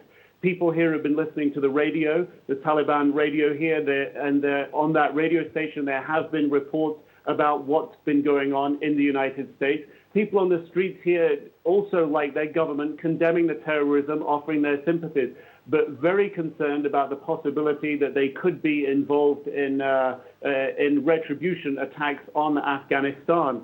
Taliban leadership late last night issuing further statements. Spokesman Abdul Hai Mutmain from the spiritual leadership base in Kandahar in southern Afghanistan, appealing to the United States, saying that Afghans were poor, saying that any attacks on the country would not help Afghans and Afghanistan, saying that the cost of any single missile was greater than the cost of any single building in Afghanistan. Also saying that killing the Taliban leadership was not a worthwhile thing. And again, distancing Osama bin Laden from the center of international suspicion for these attacks, saying that Osama bin Laden himself could not have been responsible. So clearly apprehension within the leadership of the Taliban. Very significantly here in Kabul as well, the population and the Taliban leadership concerned that any attacks on Kabul could help open the doorway to the Northern Alliance. That is the group that the Taliban have been fighting against to gain control of the country. The Northern Alliance controls about 5% of the territory in the northeast part of Afghanistan. There is a front line 30 miles north of the city, Kabul. It's been static for the last 5 years, more or less. There was heavy fighting. We could hear heavy fighting on that front line last night. Taliban jet fighters were taking off, heading in that direction. The fear amongst some of the population here and amongst the Taliban leadership is that should there be a sustained attack on the Kabul area, that could help push forward an advance by their opposition to retake Kabul. These are all concerns right now in the forefront of the minds, not only of the people here, but also the leadership. Ralitza. Nick, thank you. Pakistan is the main supporter of the Taliban, and while Osama bin Laden has not officially been termed a suspect in the attacks, Washington is expecting help from Pakistan in the investigation. We have not made a determination yet as to who is responsible for yesterday's attack, but we thought as we gather information and as we look at possible sources of the attack, it would be useful to point out to the Pakistani leadership at every level that we are looking for and expecting their fullest cooperation and their help and support as we conduct this investigation and as we generate more information. In a statement issued Thursday, Pakistan pledged full cooperation with the United States. While the world's attention was focused on the U.S., Israeli tanks and bulldozers rolled into the West Bank for a second straight day. The Israeli military says it attacked several Palestinian outposts in the West Bank in an effort to disrupt terror activity in the area. Witnesses say residents of Jenin exchanged fire with Israeli troops who destroyed a police compound they first attacked Tuesday. Palestinian officials say the attacks were unprovoked and accuse Israel of using the U.S. tragedy to divert attention from their attacks on Palestinians. Saudi Arabia joined several other Arab states in expressing sympathy for the U.S. This as investigators disclosed that at least 2 of the men suspected in the attacks were Saudi nationals. If this case is proven beyond doubt that the Kingdom of Saudi Arabia, the Arab people, the Muslim people will help to expose the identities of the perpetrators of this crime. Lately, the media mentioned Osama bin Laden as a Saudi citizen. We in the kingdom, the government and the people of Saudi Arabia refuse to have any person affiliated with terrorism to be connected to our country. U.S. Attorney General John Ashcroft calls the probe into Tuesday's attacks the most massive and intensive investigation in American history. And as David Ensor reports, U.S. officials apparently have already made some significant progress. U.S. officials say on the passenger manifests of the hijacked planes used in the attacks, they found names associated with terrorist groups. Intelligence officials say the evidence still points to the al-Qaeda group, headed by Osama bin Laden. There had to be some brains behind this. We have some good, promising leads. They're obviously being followed. Publicly, the Bush administration is accusing no one so far, while warning nations they too will pay for any help given to those who attacked New York and Washington. We will hold accountable those countries that provide support, that give host nation, if you can call it that, support and facilities to these kinds of terrorist groups. Afghanistan's Taliban government has long offered haven to bin Laden, but U.S. officials say they have no evidence thus far of any state directly assisting the attacks in New York and Washington. Many analysts argue that such a coordinated broadside could not have been possible without it. Osama bin Laden represents a complete terrorist network. He will have one or more state sponsors, countries that he's either based in or working in collusion with. There'll have been passport support, communication support. One thing I think that ought to make us a bit suspicious about whether bin Laden was involved in it alone or not is that he goes to great lengths to advertise himself. And when you see something like that, you begin to wonder whether or not there may be an effort to draw our attention solely to him, to the neglect of someone who may be his principal contractor. If there was state support, a number of terrorism experts point to Iraq as the most likely suspect. A statement from President Saddam Hussein on Iraqi television said, quote, "The United States reaps the thorns that its rulers have sown in the world." U.S. officials say they are developing good law enforcement and intelligence leads. They do not know yet who was behind these attacks, nor whether any state assisted them. But they believe they soon will. David Ensor, CNN, Washington. Experts say the magnitude of Tuesday's attack suggests that the action was organized by a highly sophisticated group or groups of terrorists intent on generating chaos and fear, as much damage and loss of life as possible. And it represents a massive breach of U.S. national security. Joining us from our London studios, Paul Slaughter, Chief Executive Officer of the international security firm Task International. Mr. Slaughter, thank you very much for joining us. What do you think? Pleasure. What do you think of the security measures that we're hearing now that the FAA is planning to introduce at U.S. airports? I think it's probably long awaited. The big problem with security matters is that anyone who wants to perpetrate these type of crimes, they've always got the advantage of time. And they know when they're going to do it, where they're going to do it. All security matters are breachable. You can either go round, over, through, under. You cannot have a complete 100% guaranteed security measures in place. The big problem is that the perpetrators of crimes such as this, as I said, know when they're going to do it. And no security matters can fully protect establishments, airlines, buildings, or anything like that. So what can protect them better?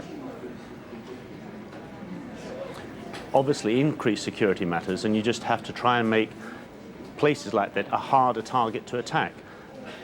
With the advent of X-ray machines, perhaps body searching, greater vetting of passengers, but of course this imposes on travel, civil liberties, things like that. It has to be a balancing act. But unfortunately, as has quite often been said, and the IRA have been quoted, they only have to be lucky once. And unfortunately, when they are as lucky as this, you're going to have the body toll that we've seen and will see in future days to come.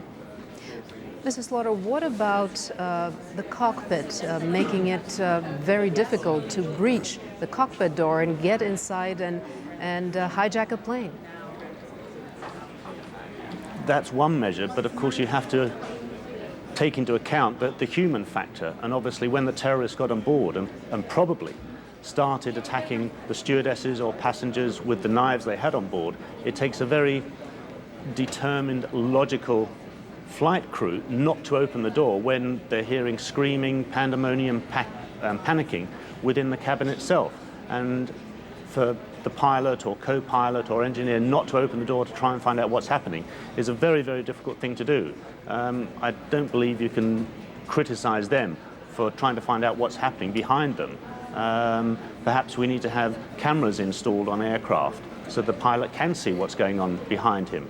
But of course all these measures take financing, and probably you're going to have maybe acts of government to ensure that these take place. What do you think was the biggest mistake that was made by U.S. officials in this case?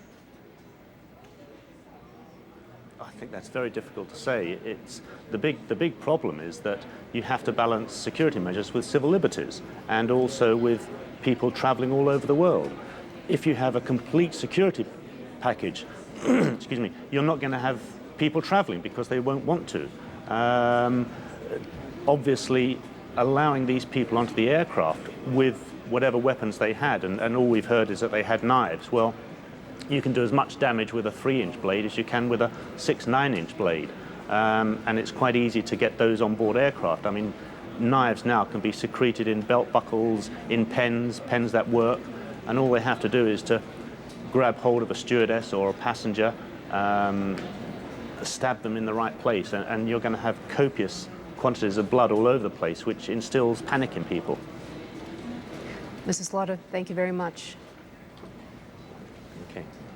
Thousands are feared dead. The United States and its NATO allies are preparing to respond, and families have been torn apart, perhaps irreparably. But beyond the devastating human toll, there could be another impact from all of this, specifically on the global economy and the markets. Richard Quest joins us now from London, where he's been watching business unfold. Richard? Many thanks, Jonathan. Officials at the European Central Bank will meet in Frankfurt later this Thursday. They'll be deciding what more they can do to limit the global economic impact of the attack on the World Trade Center. There have been calls for European countries to cut interest rates to help stabilize the global economy, to bring an air of stability in this uncertain time. But many analysts do not expect the ECB to cut its short-term interest rates when they do have that meeting. Let's take a look at the latest currency rates that we're seeing around the globe. You'll see now that the US dollar has gained back some strength at 119 Japanese yen against the euro. It's just at 90 US cents to the new single currency. The new European trading day is underway. Let's catch up with how trading is going and what stocks may be of interest. Liz George is at the London Stock Exchange. Liz?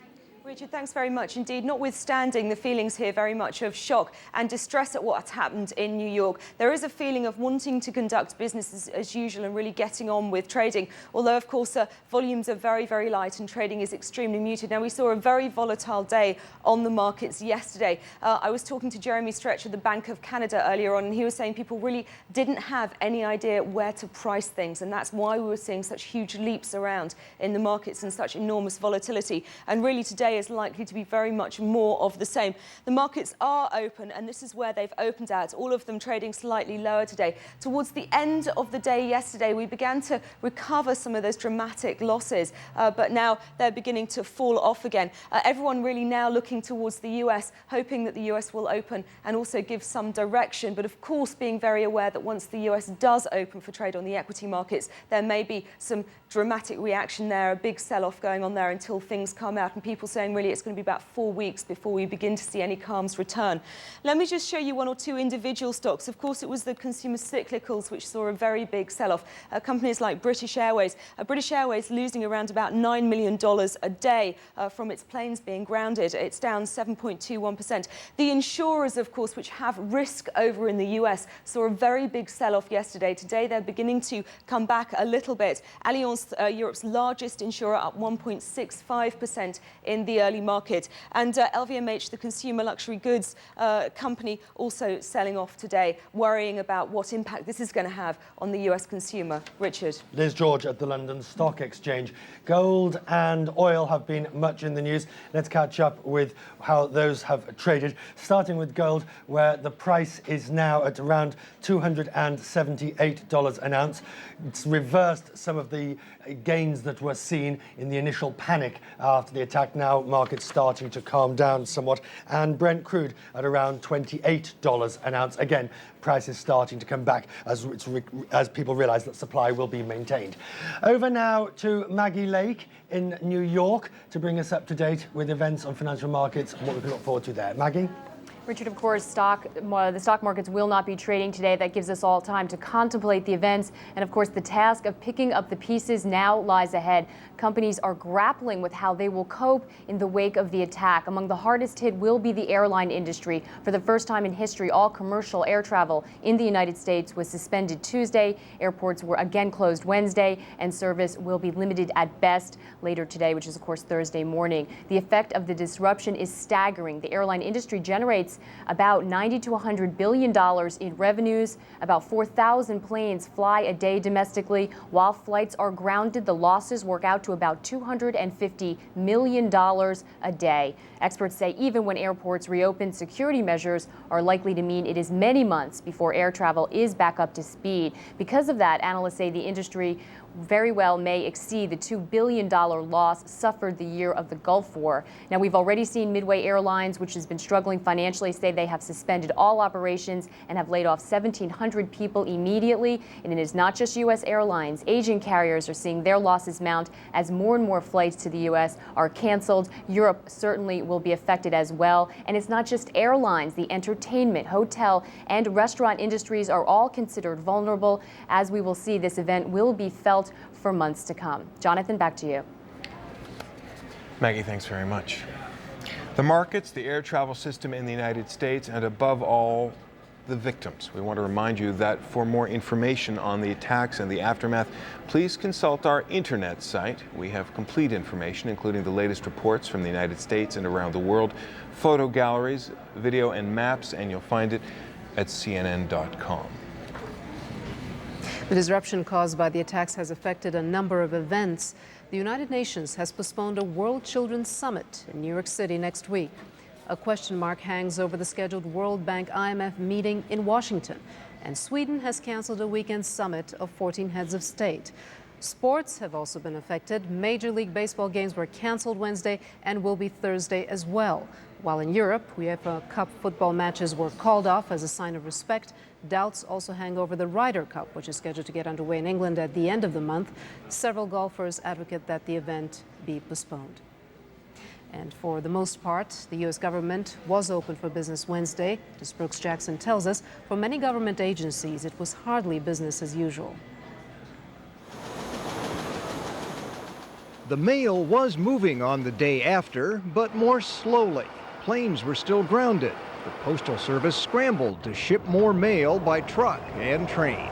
It was like that throughout the federal government, which was struggling back to normal after being all but shut down Tuesday by the terrorist attacks. The prayer will be offered today by our chapel. The House reconvened a day after the Capitol had been evacuated. We mourn our dead and reach out with prayer and acts of compassion To all those families splattered with blood. The Senate reconvened also. Senate will be in order. But little business was done. The day was devoted mainly to denouncing terrorism. Several committee hearings were canceled. Outside Washington, the humdrum business of government ground on. Social Security offices were open, mostly, although 43 in and around New York City were closed for the day.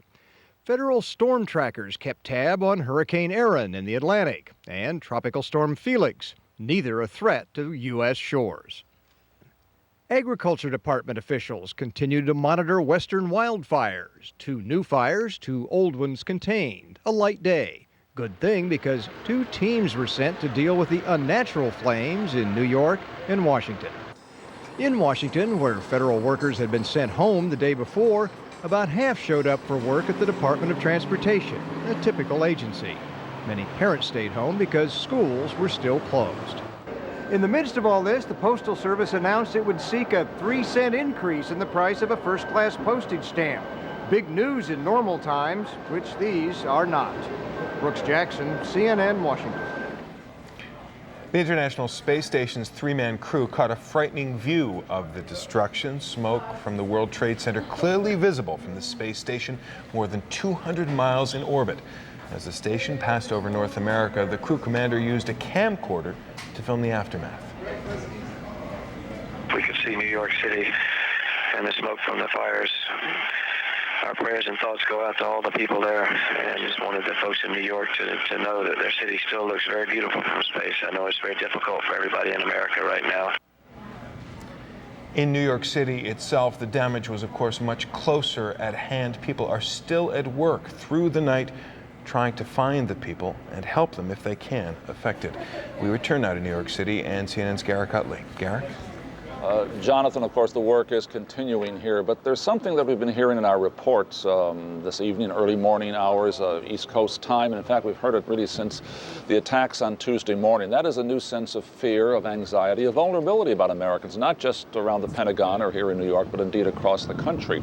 And what does that really lead to? How are Americans going to respond to this? Well, if we look back at the 20th century, not long gone, generations were formed by World War II and World War I before that, by the Korean War, by Vietnam, by the whole atmosphere of the long Cold War and the threat of nuclear annihilation. Well, fortunately, that's gone now. It's now the 21st century, but there's a new kind of enemy. We may not know who or where that enemy is, but it's out there, or maybe it is within. Here are some thoughts about that. The parallel has been drawn between these sneak attacks in 2001 and the one on Pearl Harbor in 1941, and how both were a date which will live in infamy.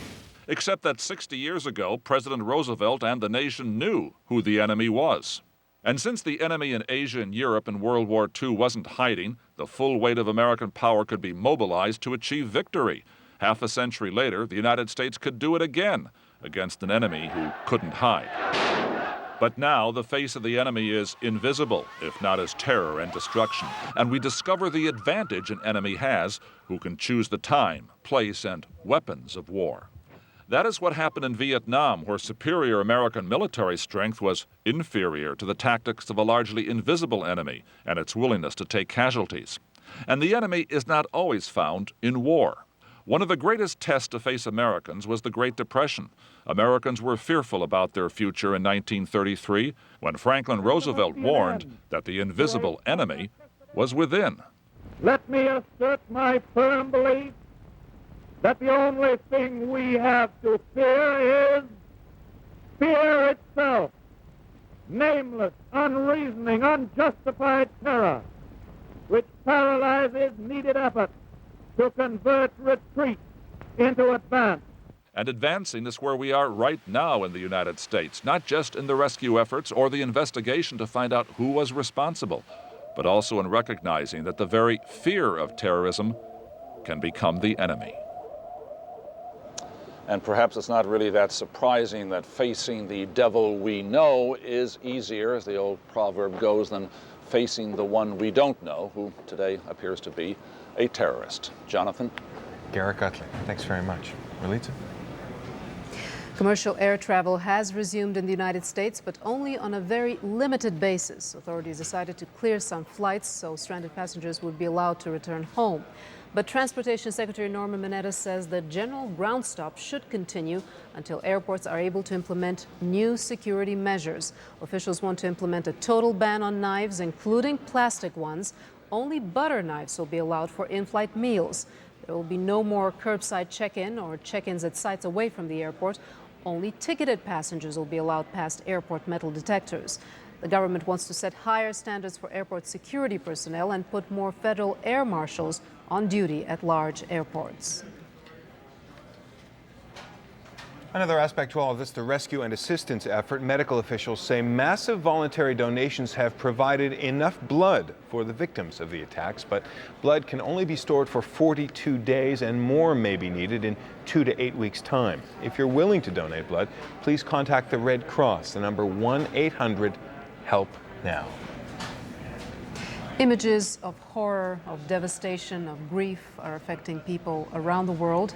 And for Americans living abroad, it has been especially hard. Jim Bitterman reports.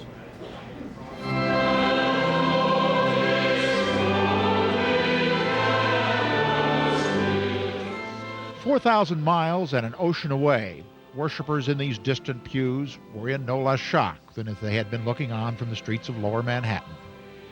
In this globalized world with its globalized terror, you can be an American in Paris and be just as grief-stricken. Churchmen knew people came to grieve together and used the moment to warn against letting the wrong emotions carry the day. Yes, we need to go find these people, and we need to deal with them with justice, not out of mindless vengeance and hatred to repay them, but because we, Americans,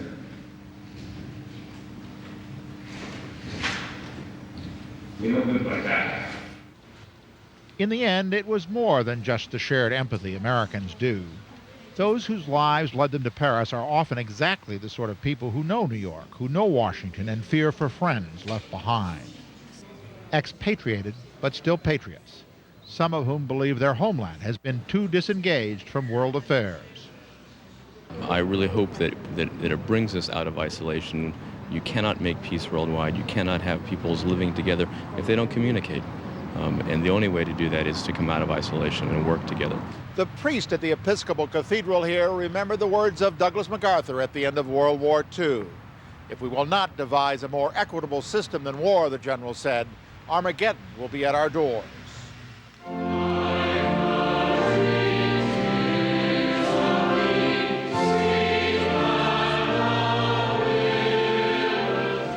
But the words that echoed longest after the prayer service was over were the ones that came at the very end.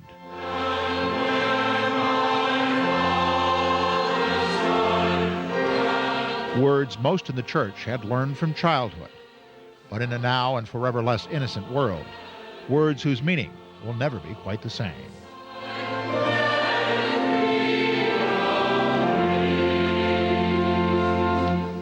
Jim Bitterman, CNN, Paris. We leave you this hour with some of the images, the words, the sadness and grief from people around the world.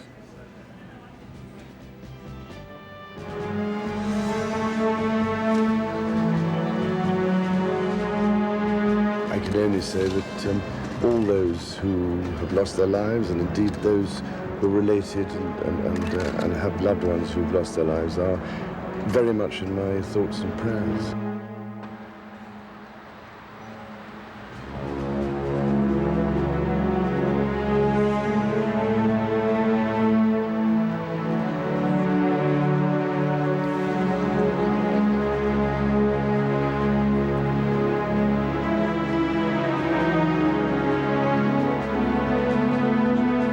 I react to the families hearing the news, how their lives are never going to be the same. And I feel their pain. I saw that building collapse and I broke down in tears. I was just sobbing because this is pain. This is human suffering.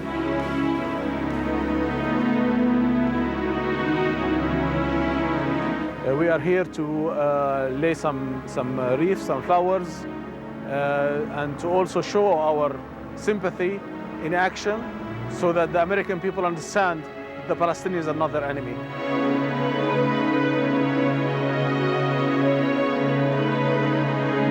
On behalf of the citizens of Belfast, I would like to extend our deepest condolences to the people of the United States of America following the terrible atrocity.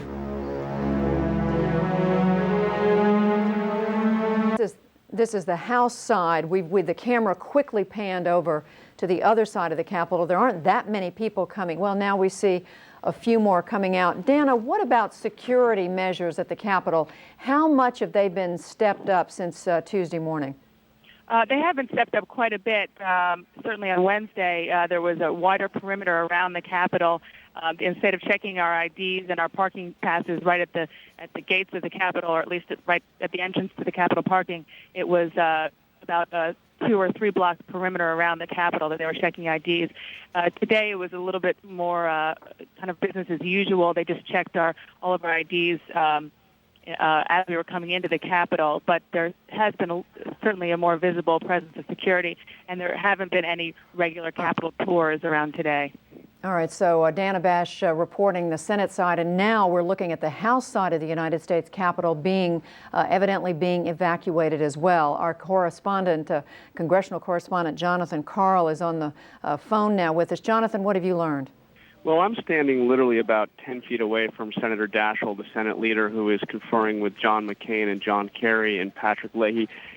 Many senators have come out here, asked Daschle what is going on. I tell you, they look extremely calm because what they believe is this was a suspicious package that was found. And Daschle told one of the other senators that the dogs, meaning the bomb-sniffing dogs, reacted negatively.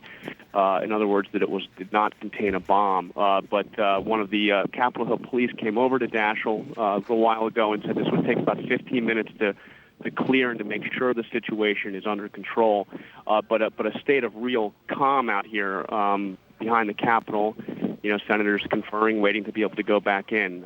Much different from what it was just 5 or 6 minutes ago when everybody was running out, being told by the police that they had to immediately evacuate.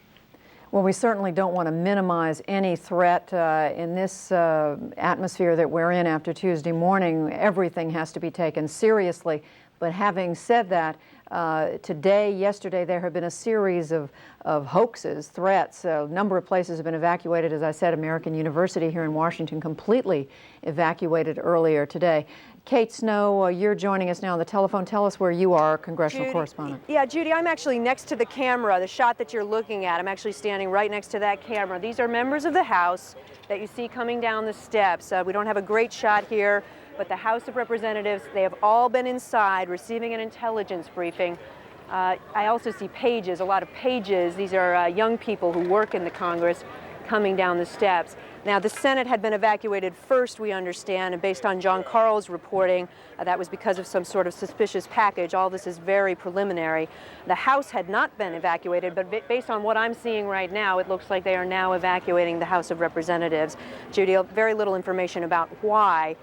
All I can tell you is that people are very much on edge here, as they are in many parts of the country right now.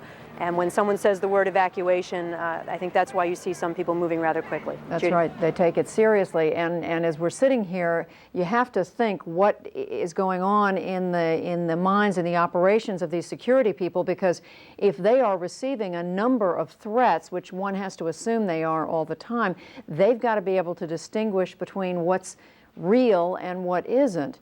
And we heard John Karl saying, Senator Daschle, the Senate Democratic leader, the Senate Majority Leader, saying suspicious package found. The dogs didn't react in a way that would give them cause for concern, but they went ahead and acted on that anyway. Now, we don't know if there's some other development that has caused the security folks to have the Capitol evacuated. But as you can see, it is proceeding. People are pouring out of the House side. Kate Snow telling us these are members of Congress and others who work in the staff. And right now we see security vehicles pulling up. This looks like at least a part of a motorcade. People running to jump in. I can only guess who is in there or nearby. But again, more members of Congress and others who work at the Capitol coming down these stairs. this is just, you know, as no one who's watching is surprised to know, this is just a very tense time, not just in Washington and New York and in many other of our important large cities around the country, where people who work in government, people who work in finance, as New York has seen, have reason, every reason now to wonder whether the next threat that comes along is a real one. Judy, Kate? Yeah, let me tell you a couple of things, Judy. I just was talking to members as they're walking by here. I'm told that there's a suspicious package verifying what John Carl had reported. I'm also told by our producer, Ted Barrett, that he's just spoken with the spokesperson for the Speaker of the House, Dennis Hastert, who says indeed there was a suspicious package and that, in his words, a dog got a hit on it. In other words, a dog found it to be suspicious. This is all very preliminary, Judy, but that's what we're hearing as of right this moment, that there was a suspicious package, and that's why they're evacuating the members of the House. Yeah, these are the kinds of situations where we can only piece information together. We're not able to talk directly with the people in charge of security. We're basing this on, well, in some instances, we think secondhand information. John Carl had talked with Senator Daschle. You've been talking with an aide to House Speaker Dennis Hastert. I don't know if John Carl, are you still with us? Yes, I am. I'm actually, yes, go ahead, Judy. No, go ahead. I just want to ask you what the reaction is. What are people saying as they stand around there and wait? I'm standing next to Senator McCain. Would you like to ask him directly? Sure. He's right here. He's one of those who had to evacuate. Here he is. Hello, Judy. Hello, Senator John McCain. I haven't seen all the senators this close together in many years. Are people taking this seriously? Oh, I'm sure that they're taking it seriously. Otherwise, they wouldn't have told us to come out here on the lawn. Is this the first evacuation order since Tuesday morning at the Capitol? As far as I know, when I've been here, it's the first evacuation since Tuesday morning. Yes. My understanding is that, and this is third hand, is that there was a suspicious package in the Capitol. Is what I heard, but I'm not sure positive that's true. Senator McCain, you've been around a long time. You've worked obviously in the military. You know how some of these security operations work. How do the security people go about distinguishing between what's a real threat and what's a hoax? I don't know, except that in the case of if it's just a phone call, it has to have some kind of corroboration. Again, this is third hand, and I hesitate to repeat it, but I was told that the dogs reacted negatively to this package, was the reason why they gave it some credibility. So, but I want to tell you that I heard that third hand, and I'm sure that if I gave you an inaccurate depiction of the situation, that it'll be cleared up within an hour or so. But Senator, isn't it your sense that the security has been beefed up there at the Capitol since the incidents of Tuesday?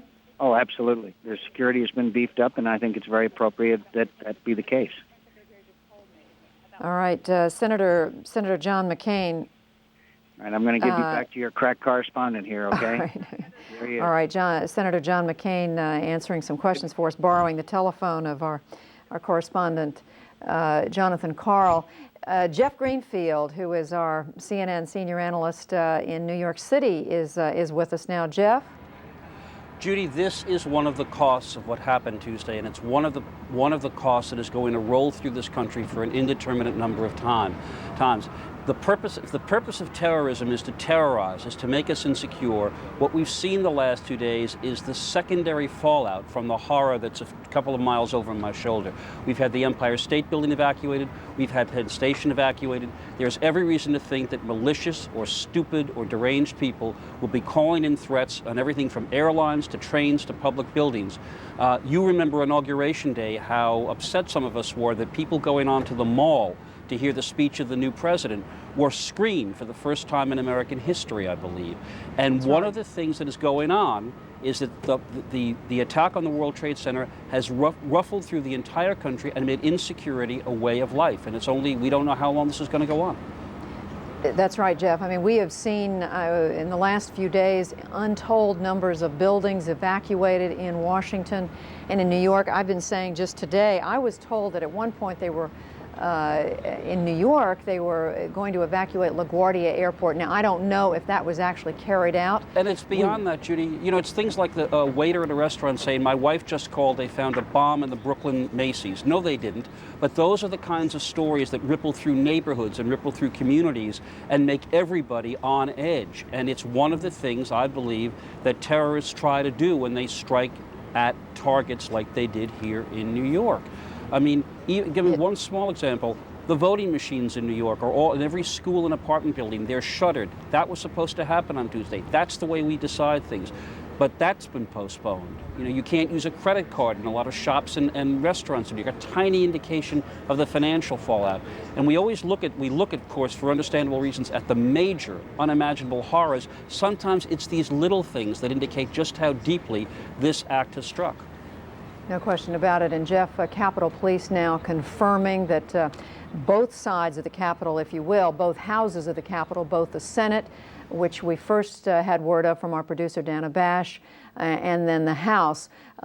It's simply two parts of one building. The Capitol, the dome you see there, the right side of it, if the camera's where I think it is, would be the House side, the left side, the Senate, the left being the north, and the other side the south.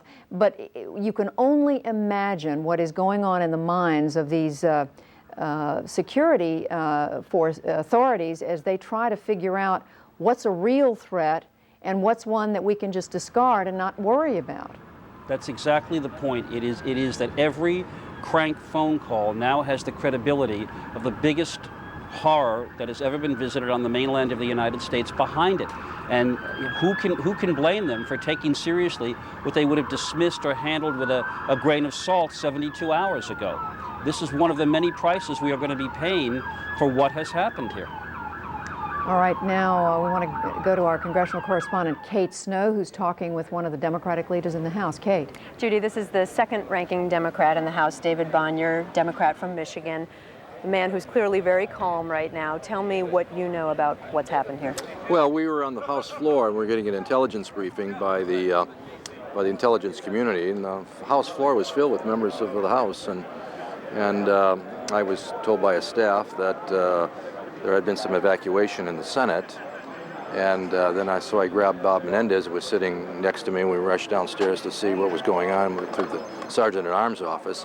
And he came up the stairs at the same time, mentioning that there was a package. It was unidentified, and that they wanted to clear the Capitol. So people have come out of the Capitol and are on the grounds now, and they're checking it out. And do you know where that package is, or what kind of a package I do not. I don't know any details other than that. I heard some rumors in the back here about the Hart Building as well. That's one of the Senate office buildings. It's just a block from here. But obviously they're not taking any chances, and they shouldn't. When they evacuated you all on Tuesday, it was the first time in history that there had been a mandatory evacuation of this Capitol, and now this is the second time in history. Does that strike you? Do you think we're on a very trigger-sensitive time right now? Well, people are sensitive, obviously, but they will not close this Capitol down. We are going right back into the Capitol. We're going to do the business of this country. And those who have perpetrated this crime against this nation are going to be dealt with justly, but severely and swiftly. I noticed they did not take the Speaker of the House. I believe he's right over here to our right. Yeah, he's just down the way there. The Speaker was evacuated on Tuesday immediately as soon as they knew about the Pentagon incident. Does that tell us something that he's still standing here? Does that tell us that they don't take this as seriously? Well, they've got a package that they're looking at. Basically, that's what this tells us, and I suspect that it'll be cleared, and we'll be back in there to finish our briefing soon. Judy, I'll send it back to you. Kate, it's sounding like the members of Congress we've been talking with, Senator McCain earlier, and John Karl saying he was talking to Senator Daschle and others, they seem to be taking this very much in stride, although as we watch it, as you point out, Kate, this is only the second time and it happens to be in the span of just a couple of days, that the United States Capitol has had to be evacuated because of a threat that they take seriously. Now, granted, we're in a much more sensitive time right now given what happened Tuesday, but I can tell you, Judy, that the Capitol, I talked to the Capitol Police this morning about security here. Yesterday there was a perimeter that had been drawn around the Capitol about 1 block to the east and the west and 2 blocks to the north and the south of this whole area. Now that has been changed, Judy. There is no longer that perimeter. They had moved it in this morning. When I came in at 6 o'clock this morning, they checked my car very carefully. They used mirrors to look underneath the cage of the car, which is something new. However, there was no perimeter any longer, so they had ramped down a little bit on security a little bit earlier today.